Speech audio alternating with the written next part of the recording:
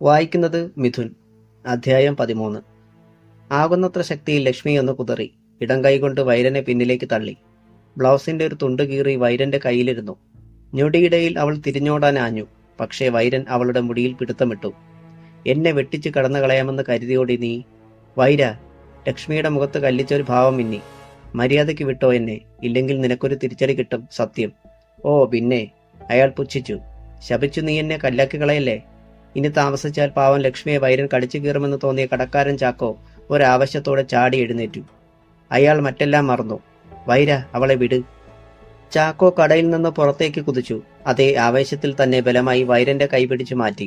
ലക്ഷ്മി മോചിതയായി. കണ്ടു നിന്നിരുന്നവർക്കാർക്കും അത് വിശ്വസിക്കാനായില്ല. വെറും ശുദ്ധനും പാവവുമായിരുന്ന ചാക്കോയാണിപ്പോൾ പുലി പോലെ. വൈരൻ പോലും ഒരു മാത്ര അമ്പരന്നുപോയി. എന്നാൽ ഞൊടിയിടയിൽ അയാൾ വെട്ടിത്തിരിഞ്ഞു. എടോ കിളവൻ നായേ, ഞാൻ അവളെ തൊട്ടത് നിനക്ക് പിടിച്ചില്ല അല്ലേടാ? ചോദിച്ചതും വലം കൈ ഓങ്ങിയിട്ട് ഇടം കൈ കൊണ്ട് കവിളും ചെവിയുമടക്കം ഒറ്റയടി. ചാക്കോ ആർത്തനാദത്തോടെ വൈരന്റെ കാൽക്കൽ തന്നെ പിടഞ്ഞു വീണു. അവിടെയിട്ട് അയാൾ ചാക്കോയെ ചവിട്ടിക്കൂട്ടി. ഈ തക്കത്തിന് അരുണ ലക്ഷ്മിയെ കൈക്ക് പിടിച്ചുകൊണ്ട് ഓടിപ്പോയി. ചാക്കോയുടെ മൂക്കിലൂടെയും വായിലൂടെയും ചോരയൊഴുകി. എന്നിട്ടും കലിയടങ്ങാതെ വൈരൻ അയാളെ ഒരു ചാക്കുകെട്ട് പോലെ വലിച്ചുയർത്തി ഓടയിലേക്ക് വലിച്ചെറിഞ്ഞു. പിന്നെ ചാക്കോയുടെ കടയിലേക്ക് പാഞ്ഞു കയറി. കണ്ണിൽ കണ്ടതെല്ലാം റോഡിലേക്ക് എടുത്തെറിഞ്ഞു. മിഠായി ഭരണികൾ, ചായയിടുവാൻ ഉപയോഗിക്കുന്ന സ്റ്റൗ, ഗ്ലാസുകൾ, സോഡകൾ എന്നുവേണ്ട ആ കടയിലുണ്ടായിരുന്നതല്ല. ചാക്കോയുടെ പണപ്പെട്ട് തുറന്ന് അതിൽ ഉണ്ടായിരുന്ന നോട്ടുകളും ചില്ലറയും ഒക്കെ വാരിയെടുക്കുകയും ചെയ്തു. അനന്തരം റോഡിലേക്ക് ഇറങ്ങി വന്ന് അട്ടഹസിച്ചു. കൊളവള്ളിയിലെ എല്ലാ പട്ടികൾക്കും കൂടിയുള്ള മുന്നറിയിപ്പായത്. എനിക്കെതിരെ ആരെങ്കിലും ഒരക്ഷരം മിണ്ടുകയോ ഇന്ദ്രന്റെ വീട്ടിലുള്ള ആരെങ്കിലും സഹായിക്കുകയോ ചെയ്താൽ അവരുടെ ശവം കബനിയിൽ ഒഴുകി നടക്കും, മറക്കണ്ട. വൈരൻ തിരിച്ചു ചെന്ന് ജീപ്പിൽ കയറി. മാസ്തിയും മറ്റുള്ളവരും ഒപ്പം ചെന്നു. അവിടെയൊന്ന് വട്ടം തിരിഞ്ഞ് യുദ്ധം ജയിച്ച മട്ടിൽ ജീപ്പ് പാഞ്ഞുപോയി. അത് കണ്ണിൽ നിന്ന് മറഞ്ഞതും ആളുകൾ പതുക്കെ ചാക്കോ കിടന്ന ഭാഗത്തേക്ക് ചെന്നു. പൊട്ടിക്കരഞ്ഞുകൊണ്ട് കീറിയ വസ്ത്രങ്ങളുമായി വീട്ടിൽ വന്ന് കയറി ലക്ഷ്മിയെ കണ്ടപ്പോൾ സുശീലയുടെ ഇടനെഞ്ചിൽ ഒരു മിന്നൽ പിണർ പുളഞ്ഞിറങ്ങി. മോളെ! ഒരാന്തലോടെ അവർ ഓടിയെത്തി. അത് കേട്ട് പിന്നാലെ ഭദ്രയുമെത്തി. സുഗുണനും ഭാര്യ കാർത്തികനെയും വാതിൽക്കൽ തലനീട്ടി. എന്തു പറ്റി കുഞ്ഞെ നിനക്ക്? സുശീല മകളുടെ തോളിൽ പിടിച്ചുലച്ചു. അമ്മേ! ഒന്നും പറയാനുള്ള ശക്തിയില്ലാതെ അവൾ സുശീലയുടെ നെഞ്ചിലേക്ക് വീണു. ഇപ്പോൾ കൂടുതലൊന്നും ചോദിക്കേണ്ട വല്യമ്മേ. ഏതായാലും ലക്ഷ്മിക്ക് അരുതാത്തതൊന്നും സംഭവിച്ചിട്ടില്ലെന്ന് ആശ്വസിക്കുക. അരുണ തിടുക്കത്തിൽ അകത്തേക്ക് പോയി. എന്താടി കാര്യം? സുഗുണൻ അവളെ തുറച്ചു നോക്കി. എരിയുന്ന ഒരു നോട്ടമായിരുന്നു അവളുടെയും മറുപടി. രാത്രിയോടെയാണ് കരഞ്ഞും പിഴിഞ്ഞും ലക്ഷ്മി അമ്മയോടും അനുജത്തിയോടും കാര്യങ്ങൾ വിശദീകരിച്ചത്. ശ്വാസമെടുക്കാൻ പോലും ബുദ്ധിമുട്ടി ഇരുന്നു പോയി സുശീല. എന്നാൽ ഭദ്ര രോഷം കൊണ്ട് ജ്വലിച്ചു. അവന്റെ കരണത്തൊന്ന് കൊടുക്കാൻ മേലായിരുന്നോ ചേച്ചിക്ക്? ഞാനായിരുന്നേലും ഒരു കല്ലെങ്കിലും എടുത്ത് അവന്റെ തലയിടിച്ച് പൊട്ടിച്ചേനെ. ലക്ഷ്മി മറുപടി പറഞ്ഞില്ല. നാളെ മുതൽ നീ ജോലിക്ക് പോകണ്ട. സുശീല കണ്ടെത്തിയ ഏക പോംവഴി അതായിരുന്നു. എന്ന് പറഞ്ഞാൽ എങ്ങനെ അമ്മേ? നമുക്ക് ജീവിക്കണ്ടേ? അവളുടെ നാവനങ്ങി. എങ്കിലും 2 ദിവസത്തേക്ക് അവൾ പണിക്ക് പോയില്ല. 2 ദിവസം പുറത്തിറങ്ങാൻ ഇന്ദ്രനെയും അനുവദിച്ചില്ല കൃഷ്ണനും പാഞ്ചാലിയും. തങ്ങളുടെ ഊഹം ശരിയാണെന്ന് അവർക്ക് ബോധ്യപ്പെടുകയും ചെയ്തിരുന്നു. കാരണം ഓരോ കാര്യം പറഞ്ഞ് മാസ്തിയുടെ അനുയായികൾ ഇടയ്ക്കിടെ ആ പരിസരത്തും പരുത്തിത്തോട്ടത്തിലുമൊക്കെ കറങ്ങി നടക്കുന്നുണ്ടായിരുന്നു. അന്ന് രാവിലെ വീട്ടു സാധനങ്ങൾ വാങ്ങാനായി ബൈരക്കുപ്പയ്ക്ക് പോയിരിക്കുകയാണ് കൃഷ്ണൻ. അസ്വസ്ഥനായി ഇന്ദ്രൻ ചായ്പിലൂടെ നടക്കുകയും സ്വയം പെറുപെറുക്കുകയും ചെയ്യുന്നത് കണ്ടുകൊണ്ടാണ് അടക്കിപ്പിടിച്ച ചിരിയോടെ പാഞ്ചാലി അങ്ങോട്ട് ചെന്നത്. ഒരു ലുങ്കിയും ബ്ലൗസുമായിരുന്നു അവളുടെ വേഷം. എന്താ നേതാവേ, പുറത്തിറങ്ങാത്തതിന്റെ വെപ്രാളമാണല്ലേ? കൺകോണിലൂടെ കുസൃതിയിൽ അവനെ നോക്കിക്കൊണ്ടായിരുന്നു ചോദ്യം. നോക്കു പാഞ്ചാലി, അവൻ ഗൗരവത്തിലായിരുന്നു. എനിക്ക് മടുത്തു. ഇങ്ങനെ ഒളിച്ചു കഴിയാനും മാത്രം ഭീരുവല്ല ഞാൻ. ഒന്നുകിൽ എനിക്ക് കൊളവള്ളിക്ക് മടങ്ങണം, അല്ലെങ്കിൽ ഈ വീടിന് പുറത്തിറങ്ങുകയെങ്കിലും ചെയ്യണം. അവൾ അവന്റെ തൊട്ടുമുന്നിൽ നിന്നു. ഞങ്ങളെ വിട്ടിട്ട് പോകാൻ തിടുക്കമായോ? കണ്ണുകളിലേക്ക് തറച്ചു നോക്കിക്കൊണ്ടാണ് ചോദ്യം. ഇന്ദ്രൻ ഒന്ന് പതറി. അവളുടെ കണ്ണുകളിൽ നിന്ന് 2 വജ്രസൂചികൾ തന്റെ കണ്ണുകളിലേക്ക് കടന്ന് അങ്ങ് കരളിന്റെ ഉള്ളിൽ വരെ ചെന്ന് തറയ്ക്കുന്നത് പോലെ തോന്നി. ആ നോട്ടത്തെ നേരിടാനാവാതെ അവൻ മുഖം കുനിച്ചു. എന്തേ, ഒരു പെണ്ണിന്റെ മുന്നിൽ പതറുന്നവനാണോ വലിയ ധൈര്യശാലി? ചിരിച്ചുകൊണ്ട് അവൾ അവന്റെ താടി പിടിച്ചുയർത്തി. ആ കണ്ണുകളിൽ ഇപ്പോൾ ഒരു സമുദ്രം നിറയെ എന്ന വണ്ണം സ്നേഹം തിളങ്ങുന്നത് അവൻ കണ്ടു. അവളുടെ നിശ്വാസം അവന്റെ നെഞ്ചിൽ തട്ടി. ക്രമത്തിലധികം വേഗതയിൽ ഉയർന്നു താഴുന്ന അവളുടെ മാറിടങ്ങൾ. അല്പനേരം അവരങ്ങനെ പരസ്പരം നോക്കി നിന്നു, സ്വയം മറന്നിട്ടെന്ന വണ്ണം. പിന്നെ ഒരു നിമിഷത്തിൽ അവൻ അവളുടെ ഓമനത്വം തുളുമ്പുന്ന മുഖം കൈകളിൽ ഉയർത്തി നെറ്റിയിൽ ഉമ്മവച്ചു. പിന്നെ കണ്ണുകൾക്ക് മീതെ അവളുടെ കണ്ണുകൾ കൂമ്പിയടഞ്ഞു. അവൻ ആ പവിഴാധരങ്ങളിലേക്ക് ചുണ്ടമർത്തി. ഇന്ദ്ര! വിദ്യുൽ പ്രവാഹം ഏറ്റതുപോലെ അവളൊന്ന് പിടഞ്ഞു. ആ നേരത്തിനുള്ളിൽ പഞ്ഞുപോലെ മൃദുലമായ അവളുടെ മേനി അവൻ തന്റെ നെഞ്ചിലേക്ക് വലിച്ചിട്ട് ഇറുകെ പുണർന്നു. പാഞ്ചാലി! പുറത്തുനിന്ന് കൃഷ്ണന്റെ ശബ്ദം. ഞൊടിയിടയിൽ അവൾ തെന്നിമാറി. കുസൃതിയോടെ അവന്റെ മൂക്കിന്റെ തുമ്പത്ത് പിടിച്ചൊന്ന് കുലുക്കി. കള്ളൻ. അവൾ പുറത്തേക്കോടി. കൊണ്ടുവന്ന സാധനങ്ങൾ കൃഷ്ണൻ പാഞ്ചാലിയെ ഏൽപ്പിച്ചു. പിന്നെ ശബ്ദം താഴ്ത്തി പറഞ്ഞു, കങ്കാണി കാളിയപ്പനെ ഞാൻ ബൈരക്കുപ്പയിൽ വെച്ച് കണ്ടിരുന്നു. അയാള് പറഞ്ഞു, ഇത്താപ്പു മുതലാളി ഉടനെ ഇങ്ങോട്ട് വരുന്നുണ്ടെന്ന്. ഇനി കാത്തിരിക്കാൻ വയ്യ പോലും. നീ ഒരു തീരുമാനം ഉടനെ പറയേണ്ടി വരുമെന്ന്. കത്തി നിന്നിരുന്ന ഒരു ലൈറ്റണഞ്ഞതുപോലെ പാഞ്ചാലിയുടെ മുഖത്തെ സന്തോഷം മാഞ്ഞു. അവിടെ വിവേചിച്ചറിയാൻ കഴിയാത്ത ഒരു ഭാവപകർച്ച. പത്തനാപുരത്തിന് ഒന്ന് വിളിക്കാൻ കഴിഞ്ഞില്ലല്ലോ എന്നാണ് ഇന്ദ്രൻ അപ്പോൾ ഓർത്തുകൊണ്ടിരുന്നത്. കൃഷ്ണേട്ടൻ ബൈരക്കുപ്പയ്ക്ക് പോയപ്പോൾ സനേഷിന്റെ ബൂത്തിലെ നമ്പർ കൊടുത്തു വിടേണ്ടതായിരുന്നു. തങ്ങൾ ജീവിച്ചിരിപ്പുണ്ടെന്നെങ്കിലും ശിവജി അറിയുമായിരുന്നു. വല്ലാത്ത നന്ദികേടായി പോയില്ലേ. ഇത്രയും ദിവസങ്ങളായിട്ടും ഒന്ന് വിളിക്കാഞ്ഞത്. അവൻ എന്ത് കരുതിയിട്ടുണ്ടാവും? എന്നാൽ അതൊന്നും ചിന്തിക്കാനുള്ള നേരം ഇപ്പോൾ ശിവജിക്കില്ലായിരുന്നു. മനസ്സിൽ നിറഞ്ഞു നിന്നിരുന്നത് പകയും. എത്രയും വേഗം കുറേയേറെ പണം സമ്പാദിച്ച് ബാങ്കർ സത്യനേശിനോട് എതിരിട്ട് നിൽക്കാനുള്ള ശക്തി നേടുക എന്നതുമായിരുന്നു. ആഴ്ചയിൽ 4 തവണയെങ്കിലും യോഹന്നാന്റെ കൂടെ ലോറിയിൽ അവൻ തമിഴ്നാടിന് പോകും. കച്ചിയുമായി തിരികെ കേരളത്തിൽ എത്തിക്കഴിഞ്ഞാൽ പിന്നെ പിടിപ്പത് പണിയാണ്. ലോറിക്ക് പുറത്ത് കയറി കച്ചി ആവശ്യക്കാർക്ക് എടുത്തു കൊടുക്കുന്ന ജോലി അവന്റേതാണ്. ലോറി ഓടിക്കുക, പണം വാങ്ങുക, ഈ 2 ജോലികൾ മാത്രമാണ് യോഹന്നാനുള്ളത്. ദിവസക്കൂലിയൊന്നും നോക്കാതെ ഓരോ ലോഡും വിതരണം നടത്തി കഴിയുമ്പോൾ ഒരു തുക അയാൾ ശിവജിക്ക് കൊടുക്കും. അത് പക്ഷേ വീട്ടുചെലവിൽ കൂടുതൽ ഒന്നിനുമാവില്ല. ഇങ്ങനെ പോയാൽ താൻ പ്രതീക്ഷിക്കുന്നിടത്ത് കാര്യങ്ങൾ എത്തിപ്പെടില്ലെന്ന് അവന് തോന്നി. അങ്ങനെയിരിക്കെ ഒരു നാൾ മധുരയിൽ നിന്ന് ചെങ്കോട്ടയിലെത്തി ഒരു കടയിൽ ചായ കുടിക്കാൻ കയറിയപ്പോഴാണ് അവൻ അത് കണ്ടത്. കടയോട് ചേർന്നുള്ള പാചകപ്പുരയിൽ നിന്നും കുറെ കന്നാസുകൾ പിൻഭാഗത്ത് കൊണ്ടിട്ട് ജീപ്പിൽ കയറ്റുന്നു. മൂത്രമൊഴിക്കാൻ എന്ന ഭാവേന പുറത്തിറങ്ങിയ അവൻ സൂത്രത്തിൽ ശ്രദ്ധിച്ചു. കനം കുറഞ്ഞ കന്നാസുകളാണ്. അത് ജീപ്പിനുള്ളിൽ ഒരു നിരയായി ചരിച്ചിടുന്നു. അതിന് മീതെ കുറച്ച് ചാക്ക് വിരിച്ചിട്ട് പ്ലൈവുഡിന്റെ കനമുള്ള ഒരു പീസ് കയറ്റിയിട്ടു. അതിന് പുറത്ത് ഒരു കയർപ്പായും വിരിച്ചു. ഒരാൾ കയറി സീറ്റിലിരുന്ന് ചവിട്ടി നോക്കി. പുറത്തു നിന്നിരുന്നവരോട് ഓക്കെ എന്ന ആംഗ്യം കാണിക്കുന്നു. ശിവജിക്ക് ജിജ്ഞാസയേറി. ഡ്രൈവറും ക്ലീനറും ജീപ്പിൽ കയറുന്നതും അത് ബസ് സ്റ്റേഷന് മുന്നിൽ കൊണ്ടുനിർത്തി പുനലൂരിലെ ആളെ വിളിച്ചു കയറ്റുന്നതും കണ്ടു. കേരള രജിസ്ട്രേഷനുള്ള ആ ജീപ്പ് ആളിനെ കയറ്റി അകന്നുപോയി. അവൻ കടയിലേക്ക് കയറി ചെന്നപ്പോൾ അക്ഷമനായി കാത്തിരിക്കുകയായിരുന്നു യോഹന്നാൻ. നീ ഇത് എവിടെ പോയി കിടക്കുമായിരുന്നടാ? ഒന്ന് വെളുക്കിരിക്കണമെന്ന് തോന്നിയേട്ടാ. ഹാ, വേഗം. ഇപ്പം വിട്ടാൽ ഇരുട്ടുമ്പോഴേക്കും പുനലൂരെത്താം. രാവിലെ തന്നെ വിതരണം തുടങ്ങുകയുമാവാം. അവൻ തലയാട്ടി. ഭക്ഷണം കഴിഞ്ഞ് അവർ തിരിച്ച് പത്തനാപുരത്തെത്തിയപ്പോൾ പക്ഷേ 11 മണിയായി. മഞ്ചള്ളൂർ കശുവണ്ടി ഫാക്ടറിക്കടുത്തായിരുന്നു യോഹന്നാന്റെ വീട്. മുറ്റത്തേക്ക് ലോറി കയറ്റി നിർത്തി. ഇരുവരും ഇറങ്ങി. യോഹന്നാൻ കൈകൾ ഒന്ന് വീശിക്കുടഞ്ഞു. ഇന്നിന് നീ പോകണ്ടടാ ശിവജി, ഇവിടെങ്ങാനും കിടക്ക്. പറഞ്ഞിട്ട് യോഹന്നാൻ സിറ്റൗട്ടിലേക്ക് കയറി. 3-4 മുറികളുള്ള ഒരു വൃത്തിയുള്ള വീടായിരുന്നു യോഹന്നാന്റേത്. അയാൾ വാതിലിൽ മുട്ടും മുൻപ് തന്നെ മേഴ്സി വാതിൽ തുറന്നിരുന്നു. ചോറിരിപ്പുണ്ടോടി, ശിവജിക്കും കൂടി വേണം. യോഹന്നാൻ 45-ാം വയസ്സിലാണ് മേഴ്സിയെ കെട്ടിയത്. അന്നവൾക്ക് പ്രായം 25. ഇപ്പോൾ വർഷം 10 കഴിഞ്ഞിരിക്കുന്നു. ഒരു കുഞ്ഞിക്കാല് കാണാനുള്ള ഭാഗ്യം ഉണ്ടായില്ല. യോഹന്നാന്റെ ബലഹീനതയായാണ് ആളുകൾ അതിനെ ചിത്രീകരിച്ചിരിക്കുന്നത്. ശിവജി കയറി ചെന്നു. പോയി കുളിച്ചിട്ട് വാ, ഞാൻ ഭക്ഷണം എടുത്തു വയ്ക്കാം. അവൾ തന്നെ സോപ്പും തുവർത്തും എടുത്ത് കയ്യിൽ കൊടുത്തു. അറിയാത്ത ഭാവത്തിൽ അവന്റെ കയ്യിൽ തൊടുകയും ചെയ്തു. ശിവജി കുളി കഴിഞ്ഞ് വന്നപ്പോഴേക്കും യോഹന്നാനും കുളിച്ച് ഭക്ഷണത്തിന് വന്നിരുന്നു. ഇരിക്കടാ ശിവജി, അവനിരുന്നു. മേഴ്സിയെ 2 ഗ്ലാസും കുറച്ച് വെള്ളവും കൂടെ ഇങ്ങെടുത്തേടി. തമിഴ്നാട്ടിൽ നിന്ന് വാങ്ങിയ വിസ്കി പൈന്റ് യോഹന്നാൻ എടുത്ത് മേശപ്പുറത്ത് വെച്ചു. ഈ കൊച്ചു ചെറുക്കനെ കൂടി നിങ്ങൾ കള്ളുകുടിയനാക്കാൻ തീരുമാനിച്ചോ മനുഷ്യ? ഗ്ലാസും വെള്ളവും കൊണ്ട് വയ്ക്കുന്നതിനിടയിൽ മേഴ്സിയുടെ ചോദ്യം. ഇച്ചിരി കുടിച്ചതുകൊണ്ട് വലിയ കുഴപ്പമൊന്നുമില്ലടി. യോഹന്നാൻ ശിവജിയെ നോക്കി ഒന്ന് കണ്ണിറക്കിക്കൊണ്ട് 2 ഗ്ലാസുകളിൽ പകുതി വീതം ഒഴിച്ച് വെള്ളം ചേർത്തു.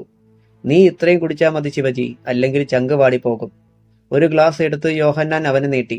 മേഴ്സി ഭക്ഷണം കൊണ്ടുവച്ചു. അവളെ ഒന്ന് നോക്കിയിട്ട് ശിവജി അല്പം കഴിച്ചു. യോഹന്നാൻ തുടരെ ഒഴിച്ചു കുടിക്കാൻ തുടങ്ങി. മേഴ്സി വിലക്കാനൊന്നും പോയില്ല. ശിവജി ഒരു ഗ്ലാസ് കഴിച്ചപ്പോഴേക്കും യോഹന്നാൻ കുപ്പി കമഴ്ത്തി കഴിഞ്ഞിരുന്നു. നല്ല ഫിറ്റായി കഴിഞ്ഞു അയാള്. എന്തൊക്കെയോ വാരി തിന്നെന്ന് വരുത്തി. അവസാനം അയാളെ പിടിച്ചെഴുന്നേൽപ്പിച്ചുകൊണ്ട് കിടത്തിയത് മേഴ്സി തന്നെയാണ്. ഞാനിപ്പം വന്ന് മുറി കാണിച്ചു തരാം ശിവജി, അതിനിടെ അവൾ പറയുകയും ചെയ്തു. കൈ കഴുകിയിട്ട് സിറ്റൗട്ടിൽ വന്ന് നിന്ന് അവനൊരു സിഗരറ്റ് കത്തിച്ചു. വാ, കിടക്ക വിരിച്ചിട്ടുണ്ട്. പിന്നിൽ ശബ്ദം കേട്ട് അവൻ തിരിഞ്ഞു. വാതിലിന്റെ 2 പടികളിലും പിടിച്ച് മേഴ്സി നിൽക്കുന്നു. സിഗരറ്റ് കുറ്റി വലിച്ചെറിഞ്ഞ് അവൻ മുറിയിൽ കയറി. ഭംഗിയായി ബെഡ്ഷീറ്റ് വിരിച്ചിരിക്കുന്ന കിടക്ക. അവൻ അതിൽ കയറി കിടന്നു. നല്ല ക്ഷീണമുണ്ടായിരുന്നതിനാൽ കിടന്നപാടെ മയക്കത്തിലാണ്ട് പോവുകയും ചെയ്തു. അടുക്കളയും മറ്റും തുടച്ച് വൃത്തിയാക്കിയ ശേഷം മേഴ്സി കിടപ്പുമുറിയിലെത്തി.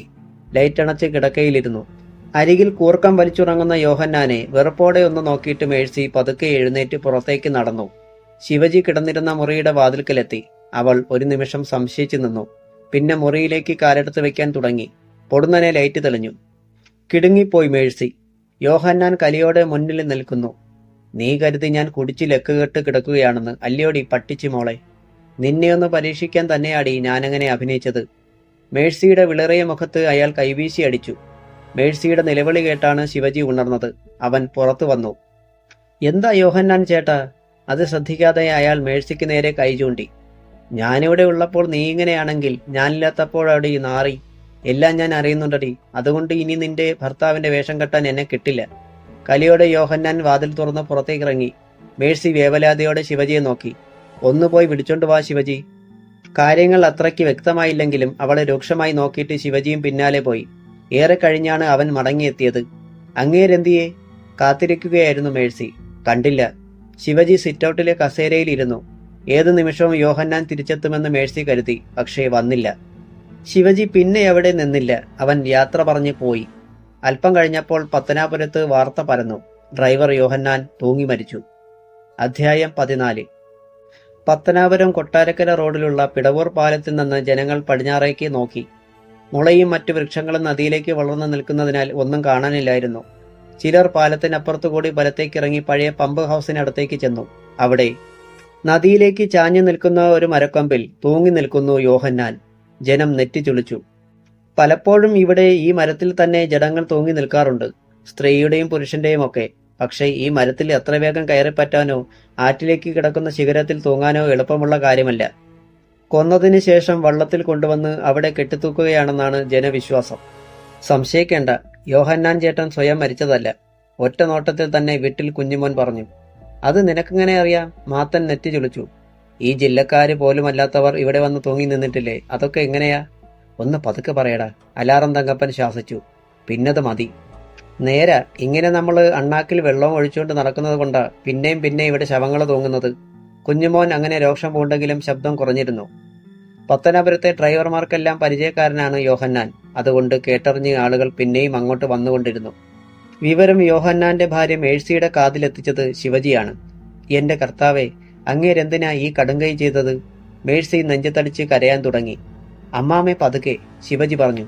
പോലീസ് വന്ന് നമ്മളെ രണ്ടിനെയും തൂക്കിയെടുത്തോണ്ട് പോകും. മേഴ്സി പെട്ടെന്ന് കരച്ചിൽ നിർത്തി.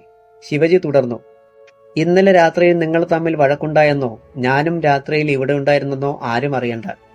അറിഞ്ഞാൽ പോലീസും ജനങ്ങളും പുതിയ കഥകൾ മെനഞ്ഞുണ്ടാക്കും. മേഴ്സി കൂടുതൽ ചകിതയായി. അപ്പോഴേക്കും അടുത്ത വീട്ടിലെ സ്ത്രീകൾ മുറ്റത്തേക്ക് വരുന്നത് കണ്ടു. മേഴ്സി വീണ്ടും കരഞ്ഞു തുടങ്ങി. ഞാൻ പറഞ്ഞ കാര്യം മറക്കണ്ട, ശബ്ദം താഴ്ത്തി അറിയിച്ചിട്ട് ശിവജി മുറ്റത്തേക്കിറങ്ങി. ആ രംഗം കാണാൻ മേഴ്സി അമ്മാമെ നിങ്ങൾ അങ്ങോട്ട് വിടരുത്. അയൽക്കാരികളോട് പറഞ്ഞിട്ട് ശിവജിയും പിടവൂർ പാലത്തിലേക്ക് പോയി. പോലീസ് എത്തിക്കഴിഞ്ഞിരുന്നു. ആ നേരത്ത് കൊളവള്ളി സുഗണന്റെ വീട്ടിൽ നിന്ന് ഇത്താപ്പ് മുതലാളിയുടെ തോട്ടത്തിലേക്ക് പണിക്ക് പോകാൻ അരുണയോടൊപ്പം ഇറങ്ങുകയായിരുന്നു ലക്ഷ്മി. പോകണ്ടെന്ന് സുശീല ആകുന്നത്ര പറഞ്ഞു. പക്ഷേ ലക്ഷ്മി അനുസരിച്ചില്ല. ഇനിയും പുറത്തിറങ്ങാതിരുന്നാൽ ജീവിക്കാൻ പറ്റത്തില്ല അമ്മേ. വൈരന്റെ കൈകൊണ്ടാണ് മരിക്കാൻ യോഗമെങ്കിൽ അതങ്ങനെ തന്നെ അങ്ങ് നടക്കട്ടെ. പറയുമ്പോൾ അവളുടെ ഒച്ച ഇടറിയിരുന്നു. ചേച്ചി ധൈര്യം കൈവിടരുത്, ഭദ്ര പ്രോത്സാഹിപ്പിച്ചു. വേണമെങ്കിൽ ഞാനും വരാൻ കൂട്ടിന്. ആ വൈരനിട്ട് രണ്ട് പൊട്ടിക്കാനുള്ള കരുത്തൊക്കെ എനിക്കുണ്ട്. ഭദ്രേ, സുശീലയ്ക്ക് ദേഷ്യം വന്നു. എന്താ? ഞാൻ പറഞ്ഞത് സത്യം തന്നെ അമ്മേ. ജീവിതമെന്ന് പറയുന്നത് ഒന്നേ ഉള്ളൂ. അത് സ്വസ്ഥമായി ജീവിക്കാനുള്ളതാ. അത് സമ്മതിക്കില്ലെന്ന് വന്നാൽ എന്തു ചെയ്യും? എന്തായാലും നീ വരണ്ട, പറഞ്ഞിട്ട് ലക്ഷ്മി ഇറങ്ങി. അരുണ വഴിയിൽ ചെന്ന് നിൽക്കുകയായിരുന്നു. ഭാഗ്യത്തിന് വൈരനോ അയാളുടെ ആളുകളോ അപ്പോൾ കുളവള്ളിയിൽ ഇല്ലായിരുന്നു. കൈകാലുകളിലും തലയിലുമൊക്കെ വെച്ചുകെട്ടുകളുമായി കടയിലിരിക്കുന്ന ചാക്കോയെ കണ്ടപ്പോൾ അവർക്ക് പ്രയാസം തോന്നി. തന്നെ രക്ഷിച്ചതിനാണ് ചാക്കോ ചേട്ടനെ അയാൾ. അവളെ കണ്ടപ്പോൾ ചാക്കോ മുഖം തിരിച്ചു കളഞ്ഞു. മുള്ളംകൊല്ലിയിൽ ഇത്താപ്പ് മുതലാളിയുടെ തോട്ടത്തിലെത്തിയപ്പോൾ കങ്കാണി കാളിയപ്പൻ കാത്തു നിൽക്കുന്നു. നിന്നോട് ബംഗ്ലാവിലേക്ക് ചെല്ലാൻ മുതലാളി പറഞ്ഞു. അയാൾ ലക്ഷ്മിക്ക് നേരെ കൈ ചൂണ്ടി. എന്തിനാ? ലക്ഷ്മി നെറ്റി ചൊളിച്ചു. അതവിടെ ചെല്ലുമ്പോഴറിയാം. എന്നാൽ അത് കേട്ട് അരുണയുടെ ഹൃദയത്തിലൂടെ ഒരു വാരികുന്തം തുളഞ്ഞു കയറി. ഞാൻ കൂടി വരാം ചേച്ചി. അവളും പോകാനൊരുങ്ങി. വേണ്ട. കാളിയപ്പന്റെ കല്ലിച്ച ശബ്ദം. തീയാളുന്ന ഭാവത്തിൽ അയാൾ അരുണയെ നോക്കി.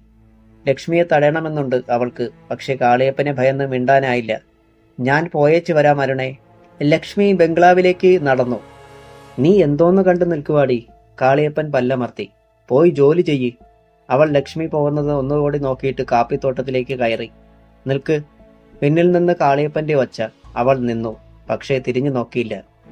വേണ്ടാത്തതെല്ലാം വല്ലോം ആ പെണ്ണിന്റെ ചെവിയിൽ നീ എത്തിച്ചിട്ടുണ്ടെങ്കിൽ അറിയാമല്ലോ, നാളെ കബരിയിൽ നീ ഒഴുകി നടക്കും, ശവമായിട്ട്. മറക്കണ്ട. അതാ ഇതിനേക്കാൾ നല്ലത്. അരുണ പിറുപിറുത്തു. ലക്ഷ്മി ഇത്താപ്പ് മുതലാളിയുടെ ഗേറ്റിങ്കൽ എത്തിയതേയുള്ളൂ. അകത്തു നിന്നൊരു പജേറോ ഇരമ്പിപ്പാഞ്ഞു വന്നു. അവൾ ഒരു വശത്തേക്കൊഴിഞ്ഞു. മുന്നോട്ടു പോയ പജേറോ പെട്ടെന്ന് ബ്രേക്കിട്ടു. അതേ വേഗത്തിൽ പിന്നോട്ട് വന്നു. ലക്ഷ്മിയുടെ തൊട്ടരികിൽ അത് നിന്നു. ഡ്രൈവറുടെ ഭാഗത്തെ പവർ വിൻഡോ താഴേക്ക് മാറി. അവിടെ കണ്ണുകൾക്ക് മീതെ ചതുര സൺഗ്ലാസ് വെച്ച് വെളുത്തു തുടുത്ത ഒരു മുഖം അവൾ കണ്ടു. ചുണ്ടിലിരുന്ന് ഒരു സിഗരറ്റ് എരിയുന്നു. കട്ടിമീശ. കണ്ണട ഊരിയിട്ട് അത്ഭുതം കാണുന്നത് പോലെ അവൻ അവളെ അടിമുടി ഒന്ന് നോക്കി. ശരീരത്തിലെ ഓരോ അടിവിലും കണ്ണുകൾ ഒരു മാത്ര തറഞ്ഞു. ആരാ നീ? അധികാര സ്വരത്തിലുള്ള ചോദ്യം. ലക്ഷ്മി. അവളുടെ ശബ്ദം വിറച്ചു. ഇവിടെന്താ കാര്യം? ഞാൻ തോട്ടത്തിൽ പണി ചെയ്യുന്നതാ. ആ കണ്ണുകൾ അമ്പരപ്പുകൊണ്ട് മിഴിഞ്ഞു. പിന്നെ ഒരു വട്ടം കൂടി അവളെ ആപാത ചൂടം ഒന്ന് നോക്കിയിട്ട് അമർത്തിയൊന്ന് മൂളിക്കൊണ്ട് അവൻ വണ്ടിയെടുത്തു. ലക്ഷ്മിക്ക് ശ്വാസം നേരെ വീണത് അപ്പോൾ മാത്രമാണ്. ഇതായിരിക്കണം അരുണ പറഞ്ഞ ഇത്താപ്പ് മുതലാളിയുടെ മകൻ. അവൾ ബംഗ്ലാവിന്റെ സിറ്റൗട്ടിന് താഴെയെത്തി. പുറത്താരെയും കണ്ടില്ല. അല്പനേരം ചുറ്റിപ്പറ്റി നിന്നിട്ട് മടിച്ച് കോളിംഗ് ബെല്ലമർത്തി. ഇങ്ങോട്ട് കയറിപ്പോന്നോളൂ. അകത്തു നിന്ന് മുതലാളിയുടെ ശബ്ദം. ലക്ഷ്മിക്ക് പരിഭ്രമം തോന്നി. കാലുകൾക്ക് ഒരു വിറയൽ. അങ്ങോട്ട് ചെല്ലാനല്ലേ പറഞ്ഞത്? പിന്നിൽ ഒച്ചകെട്ട് അവൾ തിരിഞ്ഞു. കങ്കാണി കാളിയപ്പൻ. വെറ്റില മുറുക്കി ചുവപ്പിച്ച പല്ലുകൾ കാട്ടി അയാൾ ഒന്ന് ചിരിച്ചു. ലക്ഷ്മി അകത്തേക്ക് കയറി. വിശാലമായ ഹാൾ. ചില തമിഴ് സിനിമകളിലേതുപോലുള്ള ഫർണിച്ചറുകളുടെ നിര. രാജകീയ പ്രൗഢിയുള്ള ഒരു സെറ്റിയിൽ ഇടങ്കാലിന് മുകളിൽ വലങ്കാൽ കയറ്റിവെച്ച് വിറപ്പിച്ചുകൊണ്ടിരിക്കുന്ന ഇത്താപ്പു. രണ്ട് രത്നങ്ങൾ പോലെ അയാളുടെ കണ്ണുകളിൽ ഒരു തിളക്കം വന്നു. അരുണയോട് ഞാൻ നിനക്കൊരു ജോലിയെക്കുറിച്ച് പറഞ്ഞിരുന്നു, അറിഞ്ഞോ? അറിഞ്ഞു. ആ. അയാൾ തലയാട്ടി. പാവങ്ങളെ സഹായിക്കുന്നത് ഇഷ്ടപ്പെടുന്ന കൂട്ടത്തിലാ ഞാൻ. അല്ലെങ്കിൽ ഇങ്ങനെയൊന്ന് തീരുമാനിക്കില്ലായിരുന്നു. അയാൾ സെറ്റിപ്പടിയിൽ താളം പിടിച്ചു. മുതലാളിയെ ദൈവം കാക്കും. അവൾ തൊഴുതുപോയി. അതൊക്കെ രണ്ടാമത്തെ കാര്യം. ഇക്കാലത്ത് ഒരു ജോലി കിട്ടുക എന്നൊക്കെ പറഞ്ഞാൽ വളരെ പ്രയാസമുള്ള കാര്യമാ. അറിയാം. ഒരു ടീച്ചർ പോസ്റ്റിന് 7-8 ലക്ഷം രൂപയാ റേറ്റ്. നീ എത്ര തരും? ഞെട്ടിപ്പോയി ലക്ഷ്മി. 800 രൂപ തികച്ചെടുക്കാനില്ല തന്റെ കയ്യിൽ. മുതലാളി ഞാൻ. അയാൾ ചിരിച്ചു. പണമൊന്നുമില്ല അല്ലേ? ശരി, എങ്കിലും ജോലി ഞാൻ തരും. വാക്ക് പറഞ്ഞു പോയില്ലേ? പക്ഷെ ലക്ഷ്മി, ആ നന്ദി കാണിക്കണം. തീർച്ചയായും എന്നും എനിക്ക് ആ നന്ദി ഉണ്ടായിരിക്കും മുതലാളി. മതി, അത് മതി. ഇത്താപ്പൂവിന്റെ മുഖം തെളിഞ്ഞു. എങ്കിൽ നാളെ സർട്ടിഫിക്കറ്റുകളും മറ്റുമായി പോന്നോളൂ. പിന്നെ ടീച്ചറുടെ വേഷം ഇത് പോരാ കേട്ടോ. അറിയാം. അവളുടെ ചുണ്ട് വിതുമ്പി. പൊയ്ക്കോ. സന്തോഷത്തോടെ അവൾ ഇറങ്ങിപ്പോയപ്പോൾ വാതിൽക്കൽ കാളിയപ്പൻ തലേനീട്ടി. കാളി. ഇത്താപ്പ് വിളിച്ചു. എന്താ മുതലാളി? നാളെ ബംഗ്ലാവിന്റെ അടുത്തെങ്ങും ആർക്കും പണി വേണ്ട, പ്രത്യേകിച്ചും ആ അരുണയ്ക്ക്. മനസ്സിലായല്ലോ? മനസ്സിലായി. കാളിയപ്പൻ സന്തോഷത്തോടെ തലയാട്ടി. അന്ന് ഉച്ച കഴിഞ്ഞ നേരത്ത് ഇത്താപ്പു യാത്രയ്ക്ക് തയ്യാറായി ബെൻസിൽ കയറി. ഡ്രൈവറുടെ സീറ്റിൽ കാളിയപ്പനായിരുന്നു. കാർ നീങ്ങി. ആ യാത്ര അവസാനിച്ചത് ബൈരക്കുപ്പയ്ക്കടുത്തുള്ള പരുത്തിത്തോട്ടത്തിലായിരുന്നു. കൃഷ്ണന്റെ വീടിന് മുന്നിൽ അത് നിന്നു. അകത്തുനിന്ന് വേവലാതിയോടെ കൃഷ്ണൻ ഓടിയിറങ്ങി വന്നു. മുതലാളിയോ? അയാൾ വിനയത്തോടെ നിന്നു. അവൾ എന്തിയാടാ പാഞ്ചാലി? അയാൾ കാറിൽ നിന്നിറങ്ങിയില്ല. കൃഷ്ണൻ വീടിനുള്ളിലേക്ക് നോക്കി വിളിച്ചു. മോളെ പാഞ്ചാലി. എന്തോ? നടന്നു വരുമ്പോൾ വസ്ത്രം ഉലയുന്ന ശബ്ദം കേട്ട് ഇത്താപ്പു പുറത്തിറങ്ങി. പാഞ്ചാലി തിണ്ണയിലേക്ക് വന്നു. തൊട്ടുമുന്നിൽ ഇത്താപ്പുവിനെ കണ്ടപ്പോൾ അവളൊന്ന് വിളറി. ഇത്താപ്പുവിന്റെ കണ്ണുകളിൽ അവൾ നിറഞ്ഞു നിന്നു. പൊന്നിൻ പട്ട് പൊതിഞ്ഞതുപോലെ. പാഞ്ചാലി. അയാളുടെ നോട്ടം കണ്ട് അവൾ മുഖം കുനിച്ചു. നേരത്തെ പറഞ്ഞ കാര്യത്തിന് തന്നെയാണ് ഞാൻ വന്നത്. ഇനി അത് നീട്ടിക്കൊണ്ടു പോകാൻ പറ്റില്ല. ഓരോരോ കാരണങ്ങൾ പറഞ്ഞ് നീ തന്നെയാണത് നീട്ടിവെച്ചത്. അത് പിന്നെ. അവൾ എന്തോ പറയാനാഞ്ഞു. ഇത്താപ്പു കൈ ഉയർത്തി. വേണ്ട, സമയം തീയതിയുമൊക്കെ തീരുമാനിച്ച് ഞാനിങ്ങോട്ട് അറിയിക്കും. അന്ന് നീയും എന്റെ മകനും തമ്മിലുള്ള വിവാഹം. പാഞ്ചാലി ഒന്നുലഞ്ഞു. കൃഷ്ണൻ ഒരു കസേര പൊടിതട്ടിയിട്ടു. മുതലാളി ഇരിക്കി. അതിനൊന്നും ഇപ്പോൾ നേരമില്ല. ആ, അപ്പോൾ പറഞ്ഞതുപോലെ. അയാൾ കാറിന്റെ ഡോർ തുറന്ന് കയറാൻ ഭാവിച്ചു. മുതലാളി. പാഞ്ചാലി ധൈര്യം സംഭരിച്ചു വിളിച്ചു. അയാൾ തിരിഞ്ഞു നോക്കി. ഈ പാവപ്പെട്ട എന്നെ തന്നെ അങ്ങയുടെ മകനെ കൊണ്ട് കെട്ടിക്കണമെന്നെന്താ നിർബന്ധം? ഇത്താപ്പുവിന്റെ പുരികങ്ങൾ ഒന്ന് കൂട്ടിമുട്ടി. പാവങ്ങളോടുള്ള എന്റെ സ്നേഹം അത്ര തന്നെ. പിന്നെ ഒന്നും പറയാതെ അയാൾ കാറിൽ കയറി. പരുത്തിത്തോട്ടത്തിൽ അത് മറഞ്ഞു. എന്നാൽ പാഞ്ചാലിയുടെ കനൽ എരിയുന്ന കണ്ണിൽ കലങ്ങി മറിയുന്ന കബനിയിലെ ഇരുൾ തിങ്ങി. ആ ഇരുളിലൂടെ നീന്തുന്ന 5 വയസ്സുകാരിയുടെ രൂപം തെളിഞ്ഞു. കേരളത്തിൽ നിന്ന് കർണാടകയിലേക്ക് ഒരു പലായനം. മോളെ. കൃഷ്ണന്റെ വിളിയൊച്ചയിൽ അവൾ ഞെട്ടിയതുപോലെ തോന്നി. അവളുടെ അമർത്തിയ പല്ലുകൾക്കിടയിലൂടെ ചതഞ്ഞെറിഞ്ഞ വാക്കുകൾ പുറത്തു ചാടി. എല്ലാം അഗ്നിയിൽ ഹോമിച്ച് അതിലൊരു പിടി ചാരം വാരി കബനിയിൽ ഒരു മഴയുള്ള രാത്രിയിൽ എനിക്ക് നിമജ്ജനം ചെയ്യണം അച്ഛാ. അതിന് ഇത്താപ്പുവിന്റെ മകന്റെ കഴുത്തിൽ മാല ചാർത്തിയേ പറ്റത്തുള്ളെങ്കിൽ ഈ പാഞ്ചാലി അത് ചെയ്യും. ശബ്ദം പോലെയായിരുന്നു ആ ശബ്ദം. പിന്നെ തിടുക്കത്തിൽ അവൾ വീടിനുള്ളിലേക്ക് കയറി. അവിടെ ആദ്യം കാണും പോലെ അവളെ തുറച്ചു നോക്കി നിൽക്കുന്നു ഇന്ദ്രൻ. ഇതൊക്കെ എന്താ പാഞ്ചാലി? അവളുടെ കണ്ണുകളിലെ കനലുകൾ ഒന്നുകൂടി ഇളകി. നിങ്ങൾ ചാകാൻ നേരത്ത് രക്ഷിച്ച് ഇവിടെ കൊണ്ടുവന്നതാണ് ഞാൻ. നിങ്ങളുടെ പരുക്കുകൾ ഭേദമായി ആരോഗ്യം വീണ്ടെടുത്ത് അത്രയും നാളുകൾക്കുള്ളിൽ ഉണ്ടായ ഒരടുപ്പം എന്നുവെച്ച് ഈ പാഞ്ചാലിയുടെ ഉള്ളിൽ തിളച്ചുമറിയുന്ന ലാവയെക്കുറിച്ച് ചോദിക്കരുത്. അതിന് മാത്രമുള്ള സ്വാതന്ത്ര്യം നിങ്ങൾക്ക് ഞാൻ തന്നിട്ടില്ലെന്ന് കരുതിയാൽ മതി. ഒന്ന് മാത്രം ഓർത്തോ, പാഞ്ചാലിയാണ് ഞാൻ. പാണ്ഡവരെയും കൗരവരെയും തമ്മിൽ ഏറ്റുമുട്ടിച്ച് എല്ലാം ഇല്ലാതാക്കിയ പാഞ്ചാലിയുടെ പുതിയ അവതാരം. അത് മാത്രം അറിയുക. കൊല്ലാനും കൊല്ലപ്പെടാനും 5 വയസ്സിലെ തീരുമാനിച്ചുറച്ച ഒരു മനസ്സിന്റെ ഉടമ. ഇന്ദ്രൻ വായും പിളർന്ന് നിന്നുപോയി. പാഞ്ചാലി വെട്ടിത്തിരിഞ്ഞു നടന്നു. ഒരഗ്നികുണ്ഡമാണോ പോയതെന്ന് തോന്നിപ്പോയി ഇന്ദ്രന്. ഇത്രയും നാളായിട്ടും ഇവളെ തനിക്ക് മനസ്സിലാക്കാൻ കഴിയുന്നില്ലല്ലോ എന്ന് അവൻ ഓർത്തു. ചിലപ്പോൾ ഒരു പൂച്ചക്കുഞ്ഞിനെ പോലെയാണിവൾ.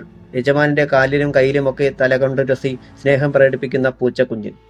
വേറെ ചിലപ്പോൾ സ്നേഹമയ്യായ ഭാര്യയെപ്പോലെ, ചിലപ്പോൾ പ്രേമരൂപിണിയായ കാമുകി. ഇതൊന്നുമല്ലാത്തപ്പോൾ കാര്യവിവരമുള്ള ഒരു സ്ത്രീ. ഇതിൽ നിന്നൊക്കെ വ്യത്യസ്തമായ ഒരു മുഖമാണിപ്പോൾ താൻ കണ്ടത്. ഉഗ്രരൂപിണിയായ ദുർഗയെപ്പോലെ. അവൻ പുറത്തേക്ക് നോക്കിയപ്പോൾ ചിന്തിച്ച് തൂണും ചാരിയിരിക്കുന്ന കൃഷ്ണനെ കണ്ടു. അന്ന് പകൽ അടങ്ങുവോളം പാഞ്ചാലി മുറിയിൽ നിന്ന് പുറത്തു വന്നില്ല. ഇന്ദ്രൻ 2 തവണ ചെന്ന് നോക്കി. ഒരേ കിടപ്പ് തന്നെ. എന്നാൽ സന്ധ്യയായപ്പോഴേക്കും അവൾ എഴുന്നേറ്റു. ഉച്ചയ്ക്ക് കണ്ട ഭാവമൊക്കെ മാറിയിരുന്നു. ഇന്ദ്രനോട് ചിരിക്കുകയും തമാശകൾ പറയുകയും ചെയ്തു. അത്ഭുതം മാറിയിരുന്നില്ല അവന് അപ്പോഴും. ഒരിക്കലും ഉത്തരം കിട്ടാത്ത ഒരു സമസ്യയാണ് മുന്നിൽ. കൃഷ്ണനോട് വിവരം തിരക്കാൻ തോന്നിയതാണ് അവന്. പക്ഷേ ഒരു മടി. അയാൾക്കും അതിഷ്ടമായില്ലെങ്കിലോ? രാത്രി 9 മണിയോടടുത്തപ്പോൾ മൂവരും ഭക്ഷണം കഴിക്കാനിരുന്നു. ചോറും കാട്ടിറച്ചി വറുത്തതും. കൃഷ്ണൻ കൊണ്ടുവന്നതാണ് ഉണക്ക ഇറച്ചി. അതെങ്ങനെ കിട്ടിയെന്നൊന്നും ഇന്ദ്രൻ അറിയില്ല. പെട്ടെന്ന് കരിയിലകൾ ഞെരിയുന്നത് പോലെ ഒരു ശബ്ദം. പാഞ്ചാലി ഉരുട്ടിയ ചോറ് പാത്രത്തിലേക്കിട്ടിട്ട് കാതോർത്തു. അടുത്ത നിമിഷം വാതിലിൽ മുട്ടുകെട്ടു. മൂവരും കിടുങ്ങിപ്പോയി. കൃഷ്ണ, വാതിൽ തുറക്ക്. പുറത്തു നിന്നൊരാജ്ഞ. അയാൾ പാഞ്ചാലിയെ നോക്കി. അവൾ അവിടെ ഇരുന്ന വിളക്കുമായി എഴുന്നേറ്റു. പിന്നെ ഒരരിവാൾ എടുത്ത് പിന്നിൽ തിരുകി. ആരാ അത്? വാതിൽക്കൽ ചെന്ന് നിന്ന് തിരക്കി. അങ്ങോട്ട് തുറക്കമോളെ, അപ്പോഴറിയാം. പാഞ്ചാലിയുടെ മുഖം ചുവന്നു. അവൾ വാതിലിന്റെ സാക്ഷ നീക്കി. വിളക്ക് തലയ്ക്കുമീതെ ഉയർത്തിപ്പിടിച്ചു. മുന്നിൽ വൈരൻ, അതിന് പിന്നിൽ മാസ്തി. പാഞ്ചാലിക്ക് ധൈര്യം ചോർന്നു. എന്താ ഈ രാത്രിയിൽ? അവനെ വിളിക്ക്, അതാ കാര്യം. അവനോ? പാഞ്ചാലി പതറി. അതേടി, ഒന്നും വിളിക്കാൻ നോക്കണ്ട. കുറച്ചു ദിവസമായി ഒരുത്തനെ ഇവിടെ ഒളിപ്പിച്ച് താമസിപ്പിച്ചിട്ടില്ലേ? അവനെ തന്നെ വിളിക്ക്. വൈരൻ അകത്തേക്ക് കയറാൻ ഭാവിച്ചു. അവിടെ നിൽക്ക്, അവൾ പറഞ്ഞു. ഇവിടെ ഞാനും എന്റെ അച്ഛനും മാത്രമേ ഉള്ളൂ. എന്നൊന്നും പറഞ്ഞാൽ ഇനി അവന് രക്ഷപ്പെടാൻ പറ്റില്ല. ഈ വീടിനു ചുറ്റും എന്റെ ആൾക്കാരാ. ഒരു ഈച്ച പോലും പുറത്തേക്ക് പോകില്ല. അവളെ തള്ളിമാറ്റി വൈരൻ അകത്ത് കടന്നു. പാഞ്ചാലി തളർന്നുപോയി. അധ്യായം 15. ഒറ്റ കുതിപ്പിന് പാഞ്ചാലി വൈരന്റെ മുന്നിൽ കടന്നു. നിൽക്ക്. ആ ശബ്ദത്തിന്റെ മൂർച്ചയിൽ ഒരു നിമിഷം പതറിപ്പോയി വൈരൻ. മണ്ണെണ്ണ വിളക്കിന്റെ ജ്വാല അവളുടെ കണ്ണുകളിൽ 2 തീത്തുണ്ടുകളായി നിന്ന് തുള്ളി. നോക്ക്, അവൾ പറഞ്ഞു. ഞാൻ ആരാണെന്ന് നിങ്ങൾക്കറിയാമല്ലോ വൈരൻ. ഇത്താപ്പ മുതലാളിയുടെ മരുമകളാകാൻ പോകുന്നവൾ. ഈ വീട്ടിൽ ഞാനും എന്റെ അച്ഛനുമല്ലാതെ മറ്റാരുമില്ലെന്ന് ഞാൻ പറഞ്ഞാൽ ഇല്ല. എന്നിട്ടും എന്നെ ധിക്കരിച്ച് ഈ വീടിനുള്ളിൽ ഒരു പരിശോധനയ്ക്ക് മുതിർന്നാൽ ഇത്താപ്പ മുതലാളി നിങ്ങളെ പച്ചയ്ക്ക് കത്തിക്കും, ഓർത്തോ. ഉറക്കെ ഒരു ചിരിയായിരുന്നു വൈരന്റെ മറുപടി. ഒരു പാമ്പ് വായി പിളർക്കുന്നത് പോലെയാണ് പാഞ്ചാലിക്ക് തോന്നിയത്. എടി പെണ്ണെ, സംശയം തോന്നുന്നത് മുതലാളിയുടെ കിടപ്പുമുറിയിലാണെങ്കിൽ പോലും അവിടെയും കയറി തപ്പാനുള്ള അനുവാദം തന്നിട്ടുണ്ട് അദ്ദേഹം എനിക്ക്, അറിയാമോ? അതുകൊണ്ട് നീ ബലം പിടിച്ചിട്ട് കാര്യമില്ല. ഈ വീട് കീഴ്മേൽ മറിക്കണമെന്ന് വൈരൻ തീരുമാനിച്ചാൽ അത് നടന്നിരിക്കും. അയാൾ വീണ്ടും മുന്നോട്ട് നീങ്ങാൻ ഭാവിച്ചപ്പോഴേക്കും കൃഷ്ണൻ വാതിൽക്കലെത്തി. വൈരൻ, നിങ്ങൾ പുറത്തു പോ. പിന്നെ നിനക്ക് തിരയണമെന്ന് നിർബന്ധമുണ്ടെങ്കിൽ നാളെ രാവിലെ വാ. ഇരയൊഴിഞ്ഞ മാളം വൈരൻ തപ്പാറില്ല. പിന്നെ നിങ്ങളുടെ പ്രായത്തെ മാനിക്കാനുള്ള വകതിരിവും എനിക്കില്ല. പറയുന്നതിനിടയിൽ തന്നെ കയ്യിലിരുന്ന ടോർച്ച് തെളിച്ചുകൊണ്ട് അകത്തേക്ക് നീങ്ങിയ വൈരൻ കൃഷ്ണന്റെ കൈക്ക് പിടിച്ച് പാഞ്ചാലിയുടെ ശരീരത്തിലേക്ക് തള്ളി. വല്ല വിധേനയും അവരിരുവരും താഴെ വീഴാതെ നിന്നു. വൈരൻ അകത്തെ മുറിയിൽ കടന്നു കഴിഞ്ഞിരുന്നു. അച്ഛാ. പാഞ്ചാലി കൃഷ്ണനെ മുറുക്കെ പിടിച്ചു. അവളുടെ ശബ്ദം പുറത്തു വന്നില്ല. മുന്നിൽ കണ്ടതൊക്കെ വൈരൻ ചവിട്ടിമറിച്ചു. ശത്രുവിനെ തിരഞ്ഞു. പക്ഷേ ഒരിടത്തും കണ്ടെത്താൻ കഴിഞ്ഞില്ല. എന്നിട്ടും സംശയം ബാക്കി നിന്ന അയാളുടെ കണ്ണുകളിൽ 3 പേർ ഭക്ഷണം കഴിച്ചതിന്റെ പാത്രങ്ങൾ ഉടക്കി. കൊടുങ്കാറ്റ് പോലെ അയാൾ കൃഷ്ണന്റെയും പാഞ്ചാലിയുടെ മുന്നിലെത്തി. നിങ്ങൾ 2 പേരെ ഇവിടെ ഉണ്ടായിരുന്നെങ്കിൽ 3 പാത്രങ്ങളിൽ എന്തിനാ ആഹാരം വിളമ്പിയത്? ചോദ്യത്തിന് മുന്നിൽ ഒന്ന് പരിങ്ങിയെങ്കിലും പാഞ്ചാലിയുടെ മനസ്സിൽ ഒരു വെളിച്ചമുണ്ടായി. ഇന്ദ്രനെ അയാൾ കണ്ടുപിടിച്ചിട്ടില്ല. അവൾ ചീറി. ഞങ്ങൾക്ക് മനസ്സുണ്ടായിട്ട് വേണ്ടി വന്നാൽ 10 പാത്രത്തിൽ ഞങ്ങൾ ആഹാരം കഴിക്കും. തനിക്കെന്താ നഷ്ടം? വൈരൻ പല്ലുകൾ കടിച്ച് രോഷത്തോടെ നിന്നു. ഇവിടെ ഉണ്ടായിരുന്നവൻ ഏത് നരകത്തിൽ പോയി ഒളിച്ചാലും ഞാൻ പൊക്കും, നീ നോക്കിക്കൂടി. എന്നാൽ അപ്പോൾ നിനക്ക് ഇത്താപ്പ് മുതലാളിയുടെ മരുമകൾ ആകാൻ പോകുന്നു എന്നൊരു പരിഗണനയൊന്നും തരില്ല ഞാൻ, ഓർത്തോ. അയാൾ വെട്ടിത്തിരിഞ്ഞ് മാസ്തിയെയും മറ്റും നോക്കി. വരിൻ. അവർ മുറ്റത്തെത്തി. പിന്നിലെ വാതിൽക്കൽ കരുതി നിന്നിരുന്നവരും അങ്ങെത്തി. പരിസരമാകെ ഒന്നുകൂടി ടോർച്ചടിച്ച് നോക്കിയിട്ട് അവർ വണ്ടിയിൽ കയറി. ഒരു പക്ഷേ വണ്ടി കുറച്ചപ്പുറത്ത് നിർത്തിയിട്ട് അവർ തള്ളിക്കൊണ്ടു വന്നതായിരിക്കുമെന്ന് പാഞ്ചാലിക്ക് തോന്നി. കാരണം ശബ്ദമൊന്നും കേട്ടിരുന്നില്ല. ആ വാഹനത്തിന്റെ വെളിച്ചം കണ്ണിൽ നിന്ന് മറയുന്നതുവരെ അവർ തിണ്ണയിലേക്ക് ഇറങ്ങി നിന്നു. അവനെങ്ങനെ രക്ഷപ്പെട്ടു? കൃഷ്ണന്റെ സംശയം അതായിരുന്നു. വാ നോക്കാം. വിളക്കുമായി പാഞ്ചാലിയും പിന്നാലെ കൃഷ്ണനും അകത്തേക്ക് ചെന്നു. അവരുടെ കണ്ണ് തള്ളിപ്പോയി. യാതൊന്നും സംഭവിക്കാത്ത മട്ടിൽ ഇരുട്ടിലിരുന്ന് ഭക്ഷണം കഴിക്കുന്നു ഇന്ദ്രൻ. ഇന്ദ്ര, നീ? ബാക്കി ചോദിക്കാൻ കഴിഞ്ഞില്ല കൃഷ്ണന്. അവൻ ചിരിച്ചു. അങ്ങനെയൊന്നും എന്നെ കണ്ടുപിടിക്കാൻ കഴിയില്ല കൃഷ്ണേട്ട അവർക്ക്. ഇന്ദ്രൻ എവിടെയാ ഒളിച്ചിരുന്നത്? പാഞ്ചാലി കിതപ്പടക്കുന്നതിനിടയിൽ തിരക്കി. അവൻ ഭിത്തിക്ക് മുകളിലേക്ക് കൈചൂണ്ടി. അവിടെ 2 മുറികൾ തമ്മിൽ വേർതിരിയുന്ന ഭാഗത്ത് കഴുക്കോലുകൾക്ക് താഴെ സ്ഥലമുണ്ടായിരുന്നു. വൈരൻ ഇവിടെ വന്നപ്പോൾ കഴുക്കോലിൽ തൂങ്ങി ഞാൻ അപ്പുറത്തേക്ക് മാറി. അപ്പുറത്ത് വന്നപ്പോൾ ഇങ്ങോട്ടും ഈസിയായിട്ട്. എങ്ങനെ ഇത്രയും ഉയരത്തിൽ കയറി? അത് മാത്രം ചോദിക്കരുത്. ജീവരക്ഷാർത്ഥം എവിടെയൊക്കെയോ ചവിട്ടിയെന്ന് മാത്രം അറിയാം. ആ ഭിത്തി അലമാരയിലായിരിക്കണം. അവൻ ഭക്ഷണം കഴിക്കുന്നത് തുടർന്നു. രാവിലെ സുഗുണന്റെ വീട്ടിൽ നിന്ന് ഉള്ളതിൽ ഏറ്റവും നല്ല സാരി ധരിച്ചുകൊണ്ടാണ് ഇത്താപ്പ് മുതലാളിയുടെ അടുത്തേക്ക് പോകാൻ ലക്ഷ്മി ഇറങ്ങിയത്. അമ്മയുടെ കാൽ തൊട്ട് അവൾ വന്ദിച്ചു. ഈ നേരത്ത് എന്റെ കുഞ്ഞുകൂടി ഇവിടെ ഉണ്ടായിരുന്നെങ്കിൽ. സുശീലയുടെ കണ്ണുകൾ നിറഞ്ഞു. ലക്ഷ്മിയും ഒരു തേങ്ങലുണ്ടായി. താനൊരു ടീച്ചറായി കാണാൻ ഒത്തിരി മോഹമുണ്ടായിരുന്നു ഇന്ദ്രേട്ടന്. ഗൾഫിൽ പോയി പണം സമ്പാദിച്ചിട്ട് അത് കൊടുത്തിട്ടായാലും ഒരു ജോലി തനിക്ക് വാങ്ങിത്തരും എന്ന് പറഞ്ഞിരുന്ന ആളാണ്. ദേ അരുണേച്ചി വിളിക്കുന്നു. ഭദ്ര വന്നറിയിച്ചു. പോയിട്ട് വരാം. 2 പേരോടുമായി പറഞ്ഞിട്ട് കണ്ണു തുടച്ച് സർട്ടിഫിക്കറ്റുകളും മറ്റുമായി അവൾ ഇറങ്ങി. അപ്പുറത്തുനിന്ന് കാർത്തിയായനെ ദേഷ്യത്തോടെ നോക്കുന്നുണ്ടായിരുന്നു. ലക്ഷ്മിക്ക് ഒരു ജോലി കിട്ടുന്നത് അവർക്ക് ഒട്ടും ഇഷ്ടമുള്ള കാര്യമായിരുന്നില്ല. ഉടുത്തൊരുങ്ങി ഒരു പോക്ക് കണ്ടില്ലേ വലിയ ജോലിക്കാരി. അവർ കാറത്തൊപ്പി. അടുത്തു നിന്നിരുന്ന രേഖയ്ക്കും അതേ അഭിപ്രായമായിരുന്നു. അവർ മുള്ളംകൊല്ലി തോട്ടത്തിലെത്തി. കുറച്ചു ദൂരം നടന്നപ്പോൾ കാളിയപ്പൻ മുന്നിൽ. അപ്പുറത്ത് ഇന്ന് മരുന്ന് തളിക്കുക, അതുകൊണ്ട് ഇവിടാ പണി. കാളിയപ്പൻ ഇഞ്ചിത്തോട്ടത്തിലേക്ക് കൈചൂണ്ടി. കള പറിക്കണം, ചവർ വയ്ക്കാനുള്ളതാ. ലക്ഷ്മി ചേച്ചിയോട് ബംഗ്ലാവിലേക്ക് ചെല്ലാൻ മുതലാളി പറഞ്ഞിട്ടുണ്ട്, അരുണ അറിയിച്ചു. അത് ജോലിക്ക് പോകാനല്ലേ? അതിനെ പഠിപ്പില്ലാത്ത നിനക്ക് എന്തു വേണം? അരുണയുടെ മുഖം വാടി. ആ, ടീച്ചർ ബംഗ്ലാവിൽ ചെല്ല്. ഭവ്യതയോടെയാണ് കാളിയപ്പൻ പറഞ്ഞത്. ടീച്ചർ. ലക്ഷ്മിയിൽ ഒരു കോരിത്തരിപ്പുണ്ടായി. ഇന്നു മുതൽ താൻ ടീച്ചറാണ്. മുരടനായ കാളിയപ്പനിൽ പോലും എന്തൊരു മാറ്റമാണ്. ഞാൻ പോയേച്ചു വരാം അരുണേ. പറഞ്ഞിട്ട് സർട്ടിഫിക്കറ്റുകൾ വച്ചിരിക്കുന്ന ഫയൽ നെഞ്ചോട് ചേർത്ത് പിടിച്ചുകൊണ്ട് ലക്ഷ്മി ബംഗ്ലാവിലേക്ക് പോയി. ഒരു കനക വിഗ്രഹമാണ് ആ പോകുന്നതെന്ന് അരുണയ്ക്ക് പോലും തോന്നി. എന്നാൽ ഉള്ളിന്റെ ഉള്ളിൽ അറിയാതെ ഒരു ഭീതി. ഒന്ന് കാണാതെ മറ്റൊന്ന് ചെയ്യുന്നവനല്ല ഇത്താപ്പ് മുതലാളി. ലക്ഷ്മി ചേച്ചിക്ക് ജോലി കൊടുക്കാമെന്ന് പറഞ്ഞതിന് പിന്നിലും അത്തരം ഒരു ചതി ഒളിഞ്ഞിരിപ്പുണ്ടോ? ലക്ഷ്മി ബംഗ്ലാവിനടുത്തെത്തി. സാധാരണ അവിടെയൊക്കെ പണിക്കാരെ കാണുന്നതാണ്. എന്നാൽ ഇന്നില്ല. മരുന്ന് തളിക്കുകയാണെന്ന് കാളിയപ്പൻ പറഞ്ഞത് പെട്ടെന്ന് അവൾ ഓർത്തു. ഇത്താപ്പ് മുതലാളി പൂമുഖത്തുണ്ട്, പോർച്ചിൽ ബെൻസും. അവളെ കണ്ട് അയാൾ ചിരിച്ചു. നീ വരാത്തതെന്താണെന്ന് ഞാൻ ചിന്തിക്കുകയായിരുന്നു. ഭവ്യതയോടെ അവൾ ഫയൽ നീട്ടി. അത് വാങ്ങിക്കൊണ്ട് അയാൾ എഴുന്നേറ്റു. കേറി വാ. തലേന്നത്തെ ധൈര്യം വെച്ച് ലക്ഷ്മി കയറി ചെന്നു. ഇരിക്കി. വേണ്ട മുതലാളി, ഞാൻ നിന്നോളാം. അത് പോരാ. ഇന്നു മുതൽ നീ ടീച്ചറാ. എന്റെ മുന്നിലിരിക്കാം. കാരണം 4 കുട്ടികൾക്ക് വല്ലതും പറഞ്ഞു കൊടുക്കാനുള്ള യോഗ്യതയൊന്നും എനിക്കില്ല. മടിച്ച് മടിച്ച് അവൾ ഇരുന്നു. അയാൾ അവളെ ആകെ ഒന്ന് ശ്രദ്ധിച്ചു. നിനക്ക് നല്ല സാരികളില്ലെങ്കിൽ പുൽപ്പള്ളിയിലെ എന്റെ ടെക്സ്റ്റൈൽ ഷോപ്പിൽ നിന്നെടുക്കാം. വില കുറേശ്ശെയായി ഞാൻ ശമ്പളത്തിൽ പിടിച്ചോളാം. എന്താ? ഇപ്പോഴതൊന്നും വേണമെന്നില്ല മുതലാളി. നിന്റെ ഇഷ്ടം. അയാൾ അകത്തേക്ക് പോയി. 10-15 മിനിറ്റ് കഴിഞ്ഞ് ഒരു കവറുമായി മടങ്ങിയെത്തി. ഇന്നാ തുറന്നു നോക്ക്. വിറപൂണ്ട കൈകൊണ്ട് അവൾ അത് വാങ്ങി തുറന്നു. അതിൽ നിന്ന് കമ്പ്യൂട്ടറിൽ ചെയ്തെടുത്ത ഉത്തരവ് പുറത്തെടുത്തു. ഇത്താപ്പു UP സ്കൂൾ. അതിന് താഴെ തന്റെ അപ്പോയിന്റ്മെന്റ് ഓർഡർ. ഈശ്വര! അത് നെഞ്ചോട് ചേർത്ത് പിടിച്ച് ഒരു നിമിഷം അവൾ നിന്നു. പിന്നെ കുനിഞ്ഞ് ഇത്താപ്പുവിന്റെ കാൽ തൊട്ടു. എന്താ കുട്ടി ഇത്? അയാൾ അവളുടെ തോളിൽ പിടിച്ച് പതുക്കെ ഉയർത്തി. പ്രതിഫലം ഒന്നും വാങ്ങാതെ ഞാൻ ആദ്യം തരുന്ന ജോലിയാ. കള്ളച്ചിരിയോടെ അയാൾ അവളുടെ കണ്ണുകളിലേക്ക് നോക്കി. തന്റെ തോളിൽ പിടിച്ചിരിക്കുന്ന കൈകൾ അല്പം മുറുകിയെന്ന് തോന്നി ലക്ഷ്മിക്ക്. എനിക്കാ ഓർമ്മയുണ്ട് മുതലാളി, അത് മതി. അയാൾ അവളെ തന്റെ നെഞ്ചിലേക്ക് വലിച്ചിടാൻ ഭാവിക്കുകയായിരുന്നു. പെട്ടെന്നാണ് ഒരു വാഹനം ഗേറ്റ് കടന്ന് വന്നത്. ഇത്താപ്പ് പിടിവിട്ടു. രോഷവും നിരാശയും ഒന്നിച്ചുണ്ടായി അയാൾക്ക്. അയാൾ വാതിൽക്കൽ ചെന്ന് നോക്കി. സോണി, ഇത്താപ്പുവിന്റെ മകൻ. പജേറോയിൽ നിന്ന് അവൻ ഇറങ്ങി. എന്താടാ നീങ്ങി പോന്നത്? യാത്ര മാറ്റിവെച്ചു. അത്രയും പറഞ്ഞിട്ട് അകത്തേക്ക് കയറിയ അവൻ കാണുന്നത് ലക്ഷ്മിയെയാണ്. അവന്റെ പുരികം ഒന്ന് ചുളിഞ്ഞു. തലേന്ന് താൻ കണ്ട പെണ്ണാണ് അതൊന്ന് മനസ്സിലാക്കാൻ അവന് ഒരു നിമിഷം വേണ്ടിവന്നു. നീയെന്താ ഇവിടെ? നമ്മുടെ സ്കൂളിൽ പുതിയ ടീച്ചറായി നിയമിച്ചതാ. പറഞ്ഞത് ഇത്താപ്പുവാണ്. നിയമനം കഴിഞ്ഞോ? ഒരു പ്രത്യേക സ്വരത്തിൽ സോണി ഇത്താപ്പുവിനെ നോക്കി. ആ. അയാൾ മുഖം തിരിച്ചു. അമർത്തിയൊന്ന് മൂളിക്കൊണ്ട് സോണി അകത്തേക്ക് പോയി. മകനെ കൊല്ലാനുള്ള ദേഷ്യം തോന്നി അയാൾക്ക്. സ്കൂൾ എവിടെയാണെന്ന് അറിയാമോ നിനക്ക്? ഒരു നിമിഷത്തെ ചിന്തയ്ക്ക് ശേഷം ലക്ഷ്മിയോട് തിരക്കി അയാൾ. ഇല്ല. കാളി. എന്തോ? വിളി കാത്തു നിന്നതുപോലെ കാളിയപ്പൻ വാതിൽക്കലെത്തി. ടീച്ചറെ നമ്മുടെ സ്കൂളിൽ കൊണ്ടാക്ക്.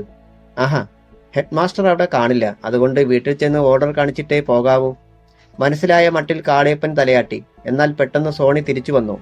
കാളിയപ്പ, താൻ വെറുതെ ബുദ്ധിമുട്ടണമെന്നില്ല. ഞാൻ സ്കൂളിന്റെ വഴിക്കാ. ടീച്ചറെ ഞാൻ അങ്ങ് ഇറക്കിയേക്കാം. എന്താ? എന്ത് മറുപടി നൽകും എന്നറിയാതെ കാളിയപ്പൻ വിളറിയ ഭാവത്തിൽ ഇത്താപ്പുവിനെ നോക്കി. ചോര ആവിയായ ഭാവത്തിൽ നിൽക്കുകയായിരുന്നു ഇത്താപ്പുവും. മകൻ തന്നെ വെട്ടിച്ച് ഗോളടിക്കാനുള്ള ശ്രമത്തിലാണ്. അവന്റെ കൂടെ പോയാൽ വേണ്ടെന്ന് ലക്ഷ്മിയോട് പറയാനും കഴിയില്ലല്ലോ. അവൾ സംശയിക്കില്ലേ? പെട്ടെന്ന് ഫോൺ ശബ്ദിച്ചു. ഇത്താപ്പു റിസീവർ എടുത്തു. അല്പനേരത്തെ സംസാരത്തിന് ശേഷം തിടുക്കത്തിൽ ലക്ഷ്മിയുടെ അടുത്തെത്തി. നിനക്ക് അപ്പോയിന്റ്മെന്റ് തന്നപ്പോൾ തന്നെ ദുർനിമിത്തമാണല്ലോ കുട്ടി. ഒന്നും പിടികിട്ടാതെ അവൾ ചകിതയായി. എന്നാൽ സോണിയുടെ കണ്ണുകൾ ഒന്ന് കുറുകി. എന്തുണ്ടായി മുതലാളി?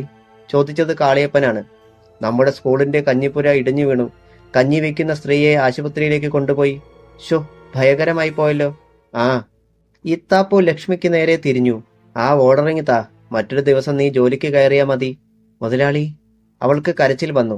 വിഷമിക്കേണ്ട കുട്ടി, ഈ ജോലി നിനക്ക് തന്നിരിക്കും ഞാൻ. അപ്പോയിന്റ്മെന്റ് ഓർഡർ അയാൾ തിരിച്ചു വാങ്ങി. ഇപ്പോൾ പൊയ്ക്കോളൂ. കരഞ്ഞുകൊണ്ട് തിരിച്ചോടുകയായിരുന്നു ലക്ഷ്മി. സോണി തിരിഞ്ഞ് ഇത്താപ്പുവിനെ നോക്കി. പാവം കഞ്ഞിവെപ്പുകാരി അല്ലേ ഡാഡി? രൂക്ഷമായ ഒരു നോട്ടമായിരുന്നു അയാളുടെ മറുപടി. ചൂളം വിളിച്ചുകൊണ്ട് കീച്ചെയിൻ കൈവിരലുകളിലിട്ട് കറക്കിക്കൊണ്ട് സോണി ഇറങ്ങിപ്പോയി. കഞ്ഞിപ്പുര വീണ മുതലാളി? കാളിയപ്പൻ ചോദിച്ചു. എവിടുന്ന്? വിളിച്ചത് നമ്മുടെ എസ്.പിയാ. ഇത്താപ്പു ചിരിച്ചു. പത്തനാപുരത്ത് ഡ്രൈവർ യോഹന്നാന്റെ മരണം നടന്നിട്ട് ദിവസങ്ങൾ 5-6ആയി. മിക്കവാറും ദിവസങ്ങളിൽ ശിവജി അവിടെ പോകും. മേഴ്സിയെ ആശ്വസിപ്പിക്കും. ഇതിനിടെ മേഴ്സി പറഞ്ഞു, ഈ ലോറിയും കച്ചിയും ഈ മിറ്റത്ത് തന്നെ ഇങ്ങനെ ഇട്ടിരുന്നാൽ എങ്ങനെയാ ശിവജി? അമ്മാമ്മ എന്താ പറഞ്ഞു വരുന്നത്? അല്ല, ഏതായാലും ഇവിടുത്തെ മനുഷ്യൻ വാങ്ങിച്ചോണ്ട് വന്ന കച്ചിയല്ലേ ഇത്? അതെ. വിൽക്കുന്ന സ്ഥലമൊക്കെ ശിവജിക്ക് അറിയാമല്ലോ. കൊണ്ടുപോയി വിറ്റുകൂടെ? ശിവജിയുടെ ഉള്ളിൽ സന്തോഷത്തിന്റെ ഒരു കടൽത്തിര തള്ളിക്കയറി വന്നു. പക്ഷേ അവൻ അത് അടക്കി. യോഹന്നാൻ ചേട്ടൻ ഓടിച്ച ലോറി, നടത്തിവന്ന ബിസിനസ് ഓർക്കുമ്പോൾ തന്നെ എനിക്ക് കരച്ചിൽ വന്നു പോകുക അമ്മാമേ. അങ്ങനെയൊക്കെ ചിന്തിച്ചാൽ ജീവിക്കാൻ പറ്റുമോ ശിവജി? നീ ഇത് കൊണ്ടുപോയി വിൽക്കണം. അമ്മാമ ഇങ്ങനെയൊക്കെ പറഞ്ഞ് എന്നെ സങ്കടപ്പെടുത്താതെ. അവൻ തലകുനിച്ചിരുന്നു. ശിവജി. അവൾ അവന്റെ മുഖം പിടിച്ചുയർത്തി. അച്ചായനോട് കുറച്ചെങ്കിലും സ്നേഹമുണ്ടായിരുന്നേൽ നീ ഇത് ചെയ്യണം. അവൻ തലയാട്ടി. സത്യനേശൻ മുതലാളിയോട് ഞാനൊന്ന് ചോദിക്കട്ടെ? അന്നു തന്നെ അവൻ സത്യനേശന്റെ വീട്ടിലെത്തി. അയാൾ അവിടെ ഇല്ലായിരുന്നു. മുറ്റത്തുകൂടി വന്ന വേലക്കാരിയാണത് പറഞ്ഞത്. മൂടിക്കെട്ടിക്കിടന്ന മാനത്തു നിന്ന് വെള്ളത്തുള്ളികൾ പൊഴിഞ്ഞു തുടങ്ങി. തിരിഞ്ഞു നടക്കുമ്പോൾ ശിവജി ഓർത്തു, പകൽ സമയത്ത് ഇവിടെ വാച്ചറില്ല. അവൻ ഗേറ്റ് കടന്നു. ഒന്നുകൂടി തിരിഞ്ഞു നോക്കി. കല്ലിൽ മേൽ കല്ല് ശേഷിക്കാതെ തനിക്ക് തകർത്ത് തരിപ്പണമാക്കാനുള്ള കെട്ടിടമാണിത്. അവൻ നടന്നു. പെട്ടെന്ന് ഒരു ബൈക്ക് അല്പം അകലെ വന്നു നിന്നു. അതിൽ നിന്നൊരു ചെറുപ്പക്കാരൻ ഇറങ്ങുന്നതും ചുറ്റും വന്ന് നോക്കിക്കൊണ്ട് തിടുക്കത്തിൽ ഗേറ്റ് കടന്ന് അകത്തേക്ക് പോകുന്നതും കണ്ടു. ശിവജിക്ക് ഒരു ജിജ്ഞാസ തോന്നി. മഴയ്ക്ക് ശക്തി കൂടാനും തുടങ്ങി. മതിലിനരികിൽ കൂട്ടിയിട്ടിരുന്ന കരിങ്കല്ലുകൾക്ക് മുകളിൽ കയറി നിന്ന് അവൻ അകത്തേക്ക് നോക്കി. ചെറുപ്പക്കാരൻ സിറ്റൗട്ടിൽ കയറുന്നതും കാത്തു നിന്നിരുന്നത് പോലെ സത്യനേശന്റെ മകൾ വാതിൽ തുറക്കുന്നതും കണ്ടു. അവൻ അകത്ത് കടന്നു. വാതിലടഞ്ഞു. ശിവജിക്ക് പന്തികേട് മണത്തു. അവൻ മെയിൻ റോഡിലെത്തി. ഒരു ബൂത്തിൽ കയറി. സത്യനേശൻ മുതലാളിയുടെ സെൽ നമ്പർ യോഹന്നാൻ അവന് പറഞ്ഞു കൊടുത്തിട്ടുണ്ടായിരുന്നു. അവൻ ആ നമ്പറിൽ വിളിച്ചു. സത്യനേശനെ ലൈനിൽ കിട്ടി. താൻ ആരെന്ന് വെളിപ്പെടുത്തി. എന്താടാ? ഗൗരവത്തോടെയുള്ള ചോദ്യം. മുതലാളി, ഒരാൾ മതിലിന് വെളിയിൽ ബൈക്ക് കൊണ്ടുവച്ചിട്ടുണ്ട്. പതുങ്ങി പതുങ്ങി ഗേറ്റ് കടന്ന് അകത്തേക്ക് പോകുന്നത് കണ്ടു. കള്ളനാണോന്ന് എനിക്കൊരു സംശയം. സന്തോഷമടക്കി അവൻ പറഞ്ഞു. അപ്പുറത്ത് ഒരു നിമിഷത്തെ മൗനം. കേറിപ്പോയവന്റെ രൂപമെങ്ങനെ? അവൻ ഓർത്തറിയിച്ചു. ആ നായിന്റെ മോനോ? പല്ലുകൾ ഞെരിഞ്ഞുടയുന്ന ഒച്ച. നീ എവിടെന്നാ വിളിക്കുന്നത്? അവൻ അതും പറഞ്ഞു. ശരി, അവിടെ തന്നെ നിൽക്ക്, ഞാനിതാ വരുന്നു. ഫോൺ കട്ടായി. പണം നൽകിയിട്ട് അവൻ കടത്തിണ്ണയിലേക്ക് നീങ്ങി നിന്നു. 10 മിനിറ്റിനുള്ളിൽ സത്യനേശന്റെ കാർ എത്തി. മഴവെള്ളം തെറിപ്പിച്ചുകൊണ്ട് അവൻ അതിനടുത്ത് ഓടിയെത്തി. മുന്നിലെ ഡോർ തുറക്കപ്പെട്ടു. കേറടാ. സത്യനേശന്റെ ശബ്ദം. അവൻ കയറി. സത്യനേശനും ഡ്രൈവറുമേ അതിൽ ഉണ്ടായിരുന്നുള്ളൂ. കാർ പാഞ്ഞു. ഒരു ഇരുമ്പലോടെ. അത് പോർച്ചിൽ ചെന്നു നിന്നു. സത്യനേശൻ കൊടുങ്കാറ്റായി സിറ്റൗട്ടിലേക്ക് കുതിച്ചു. കോളിംഗ് ബെല്ലമർത്തി. വാതിൽ തുറന്ന വേലക്കാരി അയാളെ കണ്ട് കിടുങ്ങി. അവളുടെ കവിളടക്കം ഒന്ന് കൊടുത്ത് അയാൾ അകത്തേക്ക് പാഞ്ഞു. ശിവജി പുറത്തിറങ്ങി ക്രൂരമായ ഒരാനന്ദത്തോടെ നിന്നു. അകത്തുനിന്നും ഒരു ഗർജനം, തുടർന്ന് ഒരലർച്ച. മഴയുടെ ഇരമ്പലിനേക്കാൾ ഒച്ചയിൽ. അടുത്ത നിമിഷം ഒരാൾ അകത്തുനിന്നും പുറത്തേക്ക് ചാടി. സിറ്റൗട്ടിന് പുറത്തുകൂടി മുറ്റത്തേക്ക്. നേരത്തെ അകത്തേക്ക് പോകുന്നതായി താൻ കണ്ട യുവാവ്. ശിവജി അവനെ തിരിച്ചറിഞ്ഞു. പക്ഷേ 4-5 അടിയിൽ കൂടുതൽ അവന് ഓടാനായില്ല. ചരൽ വിരിച്ച മുറ്റത്തേക്ക് മഴവെള്ളത്തിലേക്ക് അവൻ കമിഴ്ന്നു വീണു. ഒരു പിടച്ചിൽ. മഴവെള്ളത്തിലേക്ക് ചോരത്തുള്ളികൾ ചിതറി വീണു. അധ്യായം 16. മഴയ്ക്ക് ശക്തിയേറി. ആ ചെറുപ്പക്കാരന് ചുറ്റും തളം കെട്ടിയ ജലത്തിൽ ചുവപ്പ് കലർന്നു. അതിൽ കിടന്ന് അവൻ വെട്ടിപ്പുളഞ്ഞു. അമ്പരപ്പോടെ ശിവജിയും ഡ്രൈവറും പരസ്പരം നോക്കി. കൈ തറയിൽ കുത്തി പ്രാണൻ വാരിപ്പിടിച്ചു കൊണ്ടെന്ന വണ്ണം ചെറുപ്പക്കാരൻ എഴുന്നേറ്റു. വേച്ച് ഗേറ്റിങ്കലേക്ക് ഓടി. അപ്പോൾ സിറ്റൗട്ടിൽ ബാങ്കർ സത്യനേശൻ പ്രത്യക്ഷപ്പെട്ടു. ശിവജി! അയാൾ അലറി. ആ നായിന്റെ മോനെ വിടരുത്! ശിവജിയുടെ തലച്ചോറിൽ ഒരു വെളിച്ചം മിന്നിപ്പൊലിഞ്ഞു. അവൻ മഴയിലേക്ക് കുതിച്ചു. ചെറുപ്പക്കാരനെ വട്ടം പിടിച്ച് കറക്കി എറിഞ്ഞു. അവൻ പൂച്ചട്ടികൾ തകർത്തുകൊണ്ട് ചെടികൾക്കിടയിലേക്ക് വീണു. കൊല്ലല്ലേ, ഞാൻ പൊയ്ക്കോളാം. ഒരു രോദനം. ഇങ്ങനെ ഒരിടത്ത് വന്ന് കയറാൻ നിനക്ക് തോന്നിയത് എന്റെ ഭാഗ്യം കൊണ്ടാടാ, ശിവജി പതുക്കെ പറഞ്ഞു. പിന്നെ അവന്റെ കൈകൾ പിന്നിലേക്ക് പിടിച്ചു തിരിച്ച് അമർത്തി. സന്ധ്യയായതുപോലെ പ്രകൃതിയിൽ ഒരു കറുപ്പ് നിറഞ്ഞു. കുടയും ചൂടി സത്യനേശൻ അവിടേക്ക് വന്നു. ഇവനെ മറ്റാരും കാണാൻ പാടില്ല ശിവജി. അക്കാര്യമൊക്കെ ഞാൻ ഏറ്റു മുതലാളി. ശിവജി അവനെ ഒന്ന് കൂടി അമർത്തി പിടിച്ചു. പിന്നെ ആരും ശ്രദ്ധിക്കാത്ത ഒരു ഭാഗത്തേക്ക് വലിച്ചു നീക്കി. കൂട്ടിൽ കിടന്ന് നായ കുരയ്ക്കാൻ തുടങ്ങി. ടോണി! സത്യനേശന്റെ ഒറ്റ വിളിയേ വേണ്ടി വന്നുള്ളൂ. നായി അടങ്ങി. അവിടെ അയകെട്ടിയിരുന്ന ഒരു പ്ലാസ്റ്റിക് ചരട് വലിച്ചടിച്ച് ശിവജി അവനെ ചുറ്റിക്കെട്ടി. നേരം ഒന്നിരുട്ടാതെ ഇവനെ ഒന്നും ചെയ്യാൻ പറ്റത്തില്ല മുതലാളി. അത് മതി. മഴ തകർത്ത് പെയ്യുകയാണ്. സത്യനേശൻ തിരിഞ്ഞു. ഇവൻ വന്ന ബൈക്ക് റോഡിൽ ഇരിക്കുന്നത് അപകടമാ. അത് മാറ്റണം. ഞാൻ ഏറ്റു. ശിവജി എഴുന്നേറ്റു. ചെറുപ്പക്കാരന്റെ പോക്കറ്റിൽ നിന്ന് താക്കോൽ തപ്പിയെടുത്തുകൊണ്ട് പുറത്തേക്ക് പോയി. അവൻ തിരിച്ചെത്തിയത് സന്ധ്യയോടെയാണ്. സത്യനേശൻ കാത്തിരിക്കുകയായിരുന്നു. മഴ ശമിച്ചിരുന്നു. മുറ്റത്ത് ഒരു ജീപ്പ് കിടക്കുന്നു. ഇവന്റെ കാര്യം എനിക്കും തനിക്കും എന്റെ ഡ്രൈവർക്കും മാത്രമേ അറിയൂ. മറ്റൊരാൾ അറിയരുത്. മുതലാളിക്ക് എന്നെ വിശ്വസിക്കാം. അവൻ ചിരിച്ചു. രാജ്യം പിടിച്ചടക്കിയ സൈന്യാധിപന്റെ ചിരി. സത്യനേശൻ ജീപ്പിന്റെ കീ എടുത്ത് അവന്റെ നേരെ എറിഞ്ഞുകൊടുത്തു. ഒരാൾക്കും ഒരു തുമ്പും കിട്ടരുത്. കിട്ടിയാൽ ഞാനല്ല അവനെ കൊന്നത്, നീയാ. മനസ്സിലായോ? ആയി. എന്നിട്ട് അവൻ സംശയത്തോടെ തിരക്കി. റാണിമോള്? അവള് മിണ്ടത്തില്ല. ശിവജി വെട്ടിത്തിരിഞ്ഞ് ജീപ്പിൽ കയറി. ചെറുപ്പക്കാരനെ കെട്ടിയിട്ടിരുന്ന ഭാഗത്തേക്ക് നീക്കി നിർത്തി.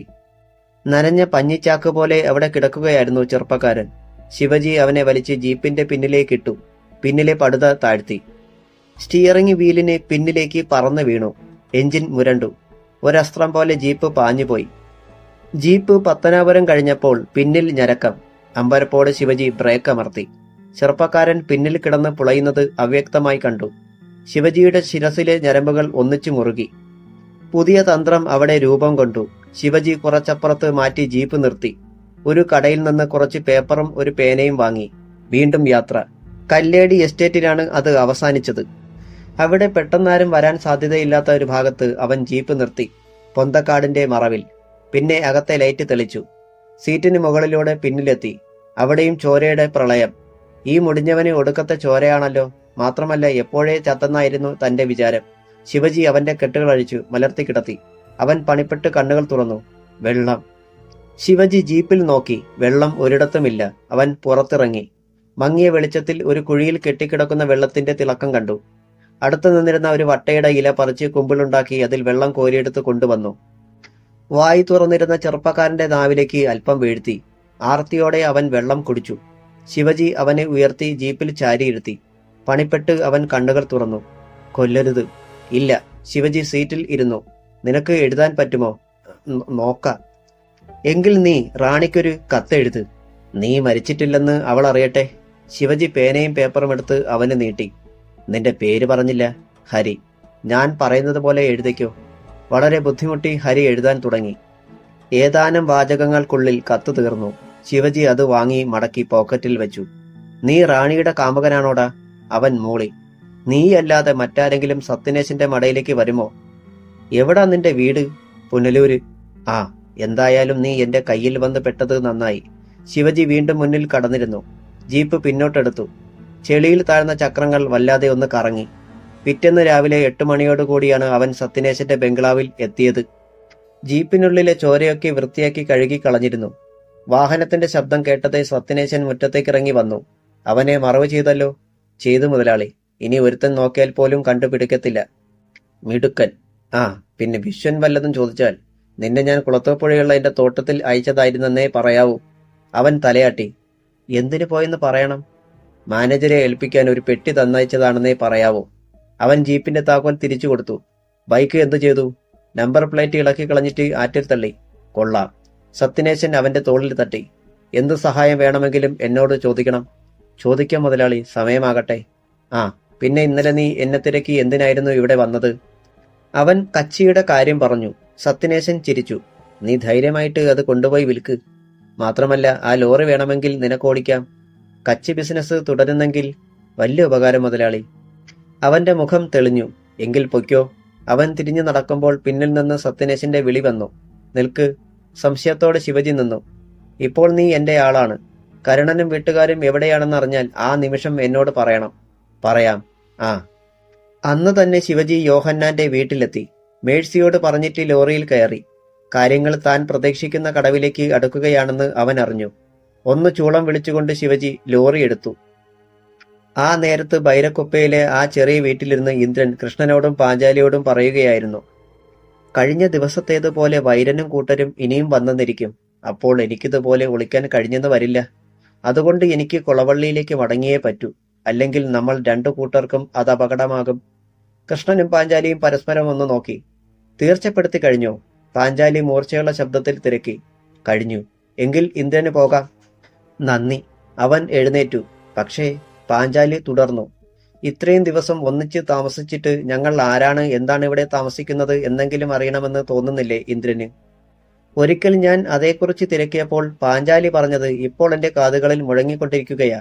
അത് കേട്ട് പാഞ്ചാലിയുടെ മുഖം താണു. അപ്പോൾ കൃഷ്ണൻ സംസാരിച്ചു. ഞങ്ങൾക്ക് ഒരാവശ്യം വന്നാൽ ഇന്ദ്രൻ കൂടെ നിൽക്കുമെന്നാണ് ഞങ്ങളുടെ വിശ്വാസം. അക്കാര്യത്തിൽ സംശയിക്കേ വേണ്ട. എന്റെ ജീവൻ രക്ഷിച്ചവരാ നിങ്ങൾ. എങ്കിൽ ഇന്ദ്രൻ ആദ്യം ഒരു സത്യം അറിയണം. പാഞ്ചാലി എന്റെ മകളല്ല. കൃഷ്ണേട്ട. അറിയാതെ ഉയർന്നുപോയി ഇന്ദ്രന്റെ ഒച്ച. പരുത്തിത്തോട്ടത്തിലെ ഒരു കാറ്റ് വട്ടം ചുറ്റി അടിക്കുന്നത് പോലെ ജനാലയിലൂടെ അവൻ കണ്ടു. ഞെട്ടണ്ട, കൃഷ്ണൻ പറഞ്ഞു. അതാണ് സത്യം. 6-7 വയസ്സുള്ള ഒരു കുട്ടി കബനി നീന്തിക്കടന്ന് കേരളത്തിൽ നിന്ന് കർണാടകത്തിലെത്തുമെന്ന് ഇന്ദ്രന് തോന്നുന്നുണ്ടോ? അതും നദി നിറയെ വെള്ളമുള്ളപ്പോൾ. അവിശ്വാസഭാവത്തിൽ ഇന്ദ്രൻ പാഞ്ചാലിക്ക് നേരെ തിരിഞ്ഞു. അങ്ങനെ സംഭവിച്ചു ഇന്ദ്ര. അന്നു മുതൽ ഞാൻ ഇവളുടെ അച്ഛനായി. എന്തിനാ പാഞ്ചാലി അങ്ങനെ? അവൻ പൂർത്തിയാക്കും മുൻപ് പാഞ്ചാലി കൈ ഉയർത്തി. ബാക്കി പറയുന്നത് രാത്രിയിൽ. ഞാൻ രാത്രിയിൽ എവിടേക്ക് പോകുന്നു എന്ന സംശയമുണ്ടല്ലോ ഇന്ദ്രന്. കുറച്ചു നേരത്തേക്കെങ്കിലും ഞാനൊരു പിഴയാണെന്ന് ഇന്ദ്രൻ ചിന്തിച്ചിട്ടുണ്ടാകും. അതിനൊരു ഉത്തരം തന്നിട്ട് പറയാം ബാക്കി. ആ നിമിഷം മുതൽ അവന്റെ മനസ്സിൽ ഉദ്വേഗം തിങ്ങുകയായിരുന്നു. എത്രയും വേഗം രാത്രിയൊന്ന് വന്നു ചേർന്നിരുന്നെങ്കിൽ. അപ്പോൾ 9 മണി കഴിഞ്ഞിരുന്നതേയുള്ളൂ. ലക്ഷ്മിയും അരുണയും മുള്ളംകൊല്ലിയിൽ ഇത്താപ്പ് മുതലാളിയുടെ തോട്ടത്തിൽ എത്തിയിരുന്നു. ഇഞ്ചിത്തോട്ടത്തിലായിരുന്നു അന്നത്തെ പണി. ഒരു ജോലി കൊതിച്ചു വന്ന് അപ്പോയിന്റ്മെന്റ് ഓർഡർ വരെ കയ്യിൽ കിട്ടിയിട്ട് പെട്ടെന്നുണ്ടായ സംഭവ വികാസത്തെ ഇപ്പോഴും സങ്കടത്തോടെയാണ് ലക്ഷ്മി ഓർക്കുന്നത്. ജോലി കിട്ടിയില്ലെന്നറിഞ്ഞപ്പോൾ കാർത്തിയായനി കുഞ്ഞമ്മയുടെയും രേഖയുടെ മുഖത്തെ സന്തോഷം ഒന്ന് കാണേണ്ടത് തന്നെയായിരുന്നു. റോഡിൽ ഒരു വാഹനം വന്ന് നിൽക്കുന്നതിന്റെ ശബ്ദം കേട്ടു. ലക്ഷ്മിയും അരുണയും തിരിഞ്ഞു നോക്കി. പജേറോ. അതിന്റെ ഗ്ലാസ് താഴേക്ക് മാറി. അവിടെ സോണിയുടെ മുഖം. ലക്ഷ്മി പെട്ടെന്ന് മുഖം തിരിച്ചു. അവളോട് ഇങ്ങോട്ടൊന്ന് വരാൻ പറഞ്ഞേടി. ലക്ഷ്മിയെ ചൂണ്ടിക്കൊണ്ട് അരുണയോടാണ് കൽപ്പന. അരുണയ്ക്കൊരു മടി ലക്ഷ്മിയെ അവന്റെ അടുത്തേക്ക് പറഞ്ഞു വിടാൻ. എന്താടി, ഞാൻ പുറത്തോട്ടിറങ്ങണോ? അയ്യോ വേണ്ട, അരുണ ലക്ഷ്മിയോട് പറഞ്ഞു. വൃത്തികെട്ടവനാ. എന്നാലും കൊച്ചുമുതലാളി ആയിപ്പോയില്ലേ. ചേച്ചി വണ്ടിയുടെ അടുത്ത് വരെ പോയേച്ചു വാ. സൂക്ഷിക്കണം. കയ്യെത്തുന്ന അകലത്തിൽ പോലും നിൽക്കരുത്. കേറിപ്പിടിക്കുന്ന കൂട്ടത്തിലാ. അരുണയ്ക്ക് അത്തരം അനുഭവം ഉണ്ടായിട്ടുണ്ടോ? ലക്ഷ്മി ചോദിച്ചപ്പോൾ അരുണയുടെ മുഖത്തെ ചോര പറ്റി. മറുപടിക്ക് കാക്കാതെ അവൾ പജേറയ്ക്ക് അടുത്തെത്തി ഒരകലമിട്ട് നിന്നു. ഇങ്ങടുത്ത് വന്നേടി, ചോദിക്കട്ടെ. അവൻ വെറുതെ വായ ചവച്ചു. വേണ്ട, കാര്യം എന്താന്ന് പറഞ്ഞാട്ടെ കൊച്ചുമുതലാളി. TTC പാസ്സായ നീ എന്തിനാ വെറുതെ ഈ ജോലിയൊക്കെ ചെയ്യുന്നത്? ലക്ഷ്മിയുടെ മുഖം താണു. ആ, അത് പോട്ടെ. ഏത് ജോലിയും ചെയ്യുന്നത് പണത്തിനാണല്ലോ. ഒരു ടീച്ചർക്ക് കിട്ടുന്നതിനേക്കാൾ 3 ഇരട്ടി ശമ്പളം. അതല്ല, നിനക്ക് ടീച്ചർ ജോലി തന്നെ മതിയെങ്കിൽ അത് എന്തും ഞാൻ തരും. ഇനി ഇതൊന്നും നിനക്ക് വേണ്ടെന്ന് പറഞ്ഞാലും എനിക്ക് വിരോധമില്ല. അവൻ ഒന്ന് നിർത്തി. എന്താണ് പറഞ്ഞു വരുന്നതെന്ന് ലക്ഷ്മിക്ക് പിടികിട്ടിയില്ല. അവൻ തുടർന്നു. നാളെ നീ പണിക്കിറങ്ങണ്ട. രാവിലെ വന്നാലുടൻ നേരെ കങ്കാണി കാളിയപ്പന്റെ ക്വാർട്ടേഴ്സിൽ എത്തിയേക്കണം. ഒരു ഉത്തരവായിരുന്നു അത്. ലക്ഷ്മി ഞെട്ടിപ്പോയി. ഇനിയൊരു ചോദ്യവും പറച്ചിലും ഒന്നുമില്ല. എന്റെ രീതി ഇതാ. സംസാരം വളരെ കുറവ്, കൽപ്പിക്കുക, അനുസരിക്കുക. കൂടുതൽ എന്തെങ്കിലും നിനക്ക് അറിയണമെങ്കിൽ അത് അരുണയോട് ചോദിച്ചാൽ മതി. പിന്നെ നാളെ ഇവിടേക്ക് വരാതിരുന്നാലോ, ഈ തോട്ടത്തിലെ ജോലി വേണ്ടെന്ന് വെച്ചാലോ അതിന്റെ ഫലം വളരെ രൂക്ഷമായിരിക്കും. അവളുടെ മറുപടിക്ക് കാക്കാതെ അവൻ ഗ്ലാസ് ഉയർത്തി. ഇടം കൈകൊണ്ട് ഗിയർ തട്ടിയിട്ടു. മിന്നൽ പോലെ പജേറോ പാഞ്ഞകന്നു. ഒരു ശിര പോലെ സ്തംഭിച്ചു നിന്നുപോയി ലക്ഷ്മി. സന്ധ്യയായപ്പോൾ മുതൽ ഇന്ദ്രന്റെ മനം വല്ലാതെ തുടിക്കാൻ തുടങ്ങി. പാഞ്ചാലിയെക്കുറിച്ചുള്ള രഹസ്യങ്ങൾ എന്തൊക്കെയാവും? അതറിയാൻ തിടുക്കമായിരുന്നു. ശരിക്ക് ഇരുട്ട് വീണ് കഴിഞ്ഞു. പാഞ്ചാലി 3 പേർക്ക് ഭക്ഷണം വിളമ്പി. നേരത്തെ കഴിക്കാം ഇന്ദ്ര, നമ്മൾ ഒരു കൊച്ചു യാത്ര പോവുകയാണ്. എവിടേക്ക്? ഒക്കെ നേരിൽ അറിയാമല്ലോ. ഇന്ദ്രൻ തിടുക്കത്തിൽ എന്തോ വാരി കഴിച്ചെന്ന് വരുത്തി. ഇങ്ങനെ പരവേശം പിടിക്കേണ്ട ഇന്ദ്ര. കൃഷ്ണന് ചിരി വന്നു. 10 മണിയോടടുത്തപ്പോൾ വീട് പൂട്ടി അവർ ഇറങ്ങി. പരുത്തിത്തോട്ടത്തിലൂടെ കബനി നദിക്കരയിലെത്തി. പാറക്കരികിൽ വട്ടത്തോണി കിടപ്പുണ്ടായിരുന്നു. കയറിക്കോ. അതിൽ പിടിച്ചുകൊണ്ട് പാഞ്ചാലി പറഞ്ഞു. എന്നിട്ടും ഇന്ദ്രൻ കയറിയപ്പോൾ അത് വല്ലാതെ ഒന്നുലഞ്ഞു. നദിയിലേക്ക് മറിയുമെന്ന് തോന്നിയതിനാൽ അവൻ പെട്ടെന്നിരുന്നു. കൃഷ്ണനും പാഞ്ചാലിയും കയറി. അവൾ തുഴ കയ്യിലെടുത്തു. തോണി ഒന്ന് വട്ടം കറങ്ങി, പിന്നെ നേരെ നീങ്ങി. ഓളത്തിനനുസരിച്ച് നദിയിൽ നക്ഷത്രങ്ങളുടെ പ്രതിബിംബങ്ങൾ ചാഞ്ചാടി. ഒഴുക്കിനനുകൂലമായി 15 മിനിറ്റോളം തുഴഞ്ഞു. പിന്നെ അക്കരെ കേരളത്തിലെ വനത്തോട് ചേർത്ത് നിർത്തി. അവർ ഇറങ്ങി. ഒരു കുറ്റിച്ചെടിയിൽ അവൾ വഞ്ചി കെട്ടിയിട്ടു. നരച്ച ആകാശത്തിന് കീഴെ ഇലപൊഴിഞ്ഞ മരങ്ങൾ. കുറ്റിക്കാടുകൾക്കിടയിലൂടെ അകത്തേക്കൊരു നടപ്പാത. കൃഷ്ണൻ ടോർച്ച് മിന്നിച്ച് വഴികാട്ടി. അവർക്ക് മുന്നിലൂടെ ഒരു കാട്ടുമുയൽ ഓടിപ്പോയി. കുന്നിന്റെ നെറുകയിലേക്കെന്ന വണ്ണം ഒരു കയറ്റം. 10-20 മിനിറ്റ് എടുത്തു മുകളിലെത്താൻ. പിന്നെ താഴേക്ക്. സൂക്ഷിക്കണം, കാൽവഴുതിയാൽ രക്ഷപ്പെടാൻ ബുദ്ധിമുട്ടാണ്. പാഞ്ചാലി മുന്നറിയിപ്പ് നൽകി. വഴുവഴുക്കുള്ള മണ്ണ്. ഇടയ്ക്കിടെ പെരുമ്പാമ്പ് പോലെ കുറുകെ കിടക്കുന്ന കനത്ത കാട്ടുവേരുകൾ. കുറ്റിക്കാടുകളിൽ പിടിച്ചുകൊണ്ട് താഴേക്കിറങ്ങുക ആയാസകരമായിരുന്നു. ഇന്ദ്രൻ വിയർത്ത് കുളിച്ചു. എവിടെയോ ഒരു വന്യമൃഗത്തിന്റെ അലർച്ച. ചീവീടുകളുടെ കാതു തുളയ്ക്കുന്ന ശബ്ദം. തങ്ങൾ ഭൂമിയുടെ അടിത്തട്ടിലേക്ക് പോകുകയാണെന്ന് അവന് തോന്നി. അടുത്തെവിടെയോ ഒരു ജലപാതത്തിന്റെ ഇരമ്പൽ. കുന്നിറങ്ങി അവർ അല്പം നിരപ്പായ ഒരിടത്തെത്തി. തീർത്തും തളർന്നു കഴിഞ്ഞിരുന്നു ഇന്ദ്രൻ. മുന്നിൽ കാട് തെളിച്ച ഒരു ഭാഗം. അതിനപ്പുറത്ത് ഇലമേഞ്ഞ ഒരു വീട് ടോർച്ചിന്റെ വെളിച്ചത്തിൽ തെളിഞ്ഞു.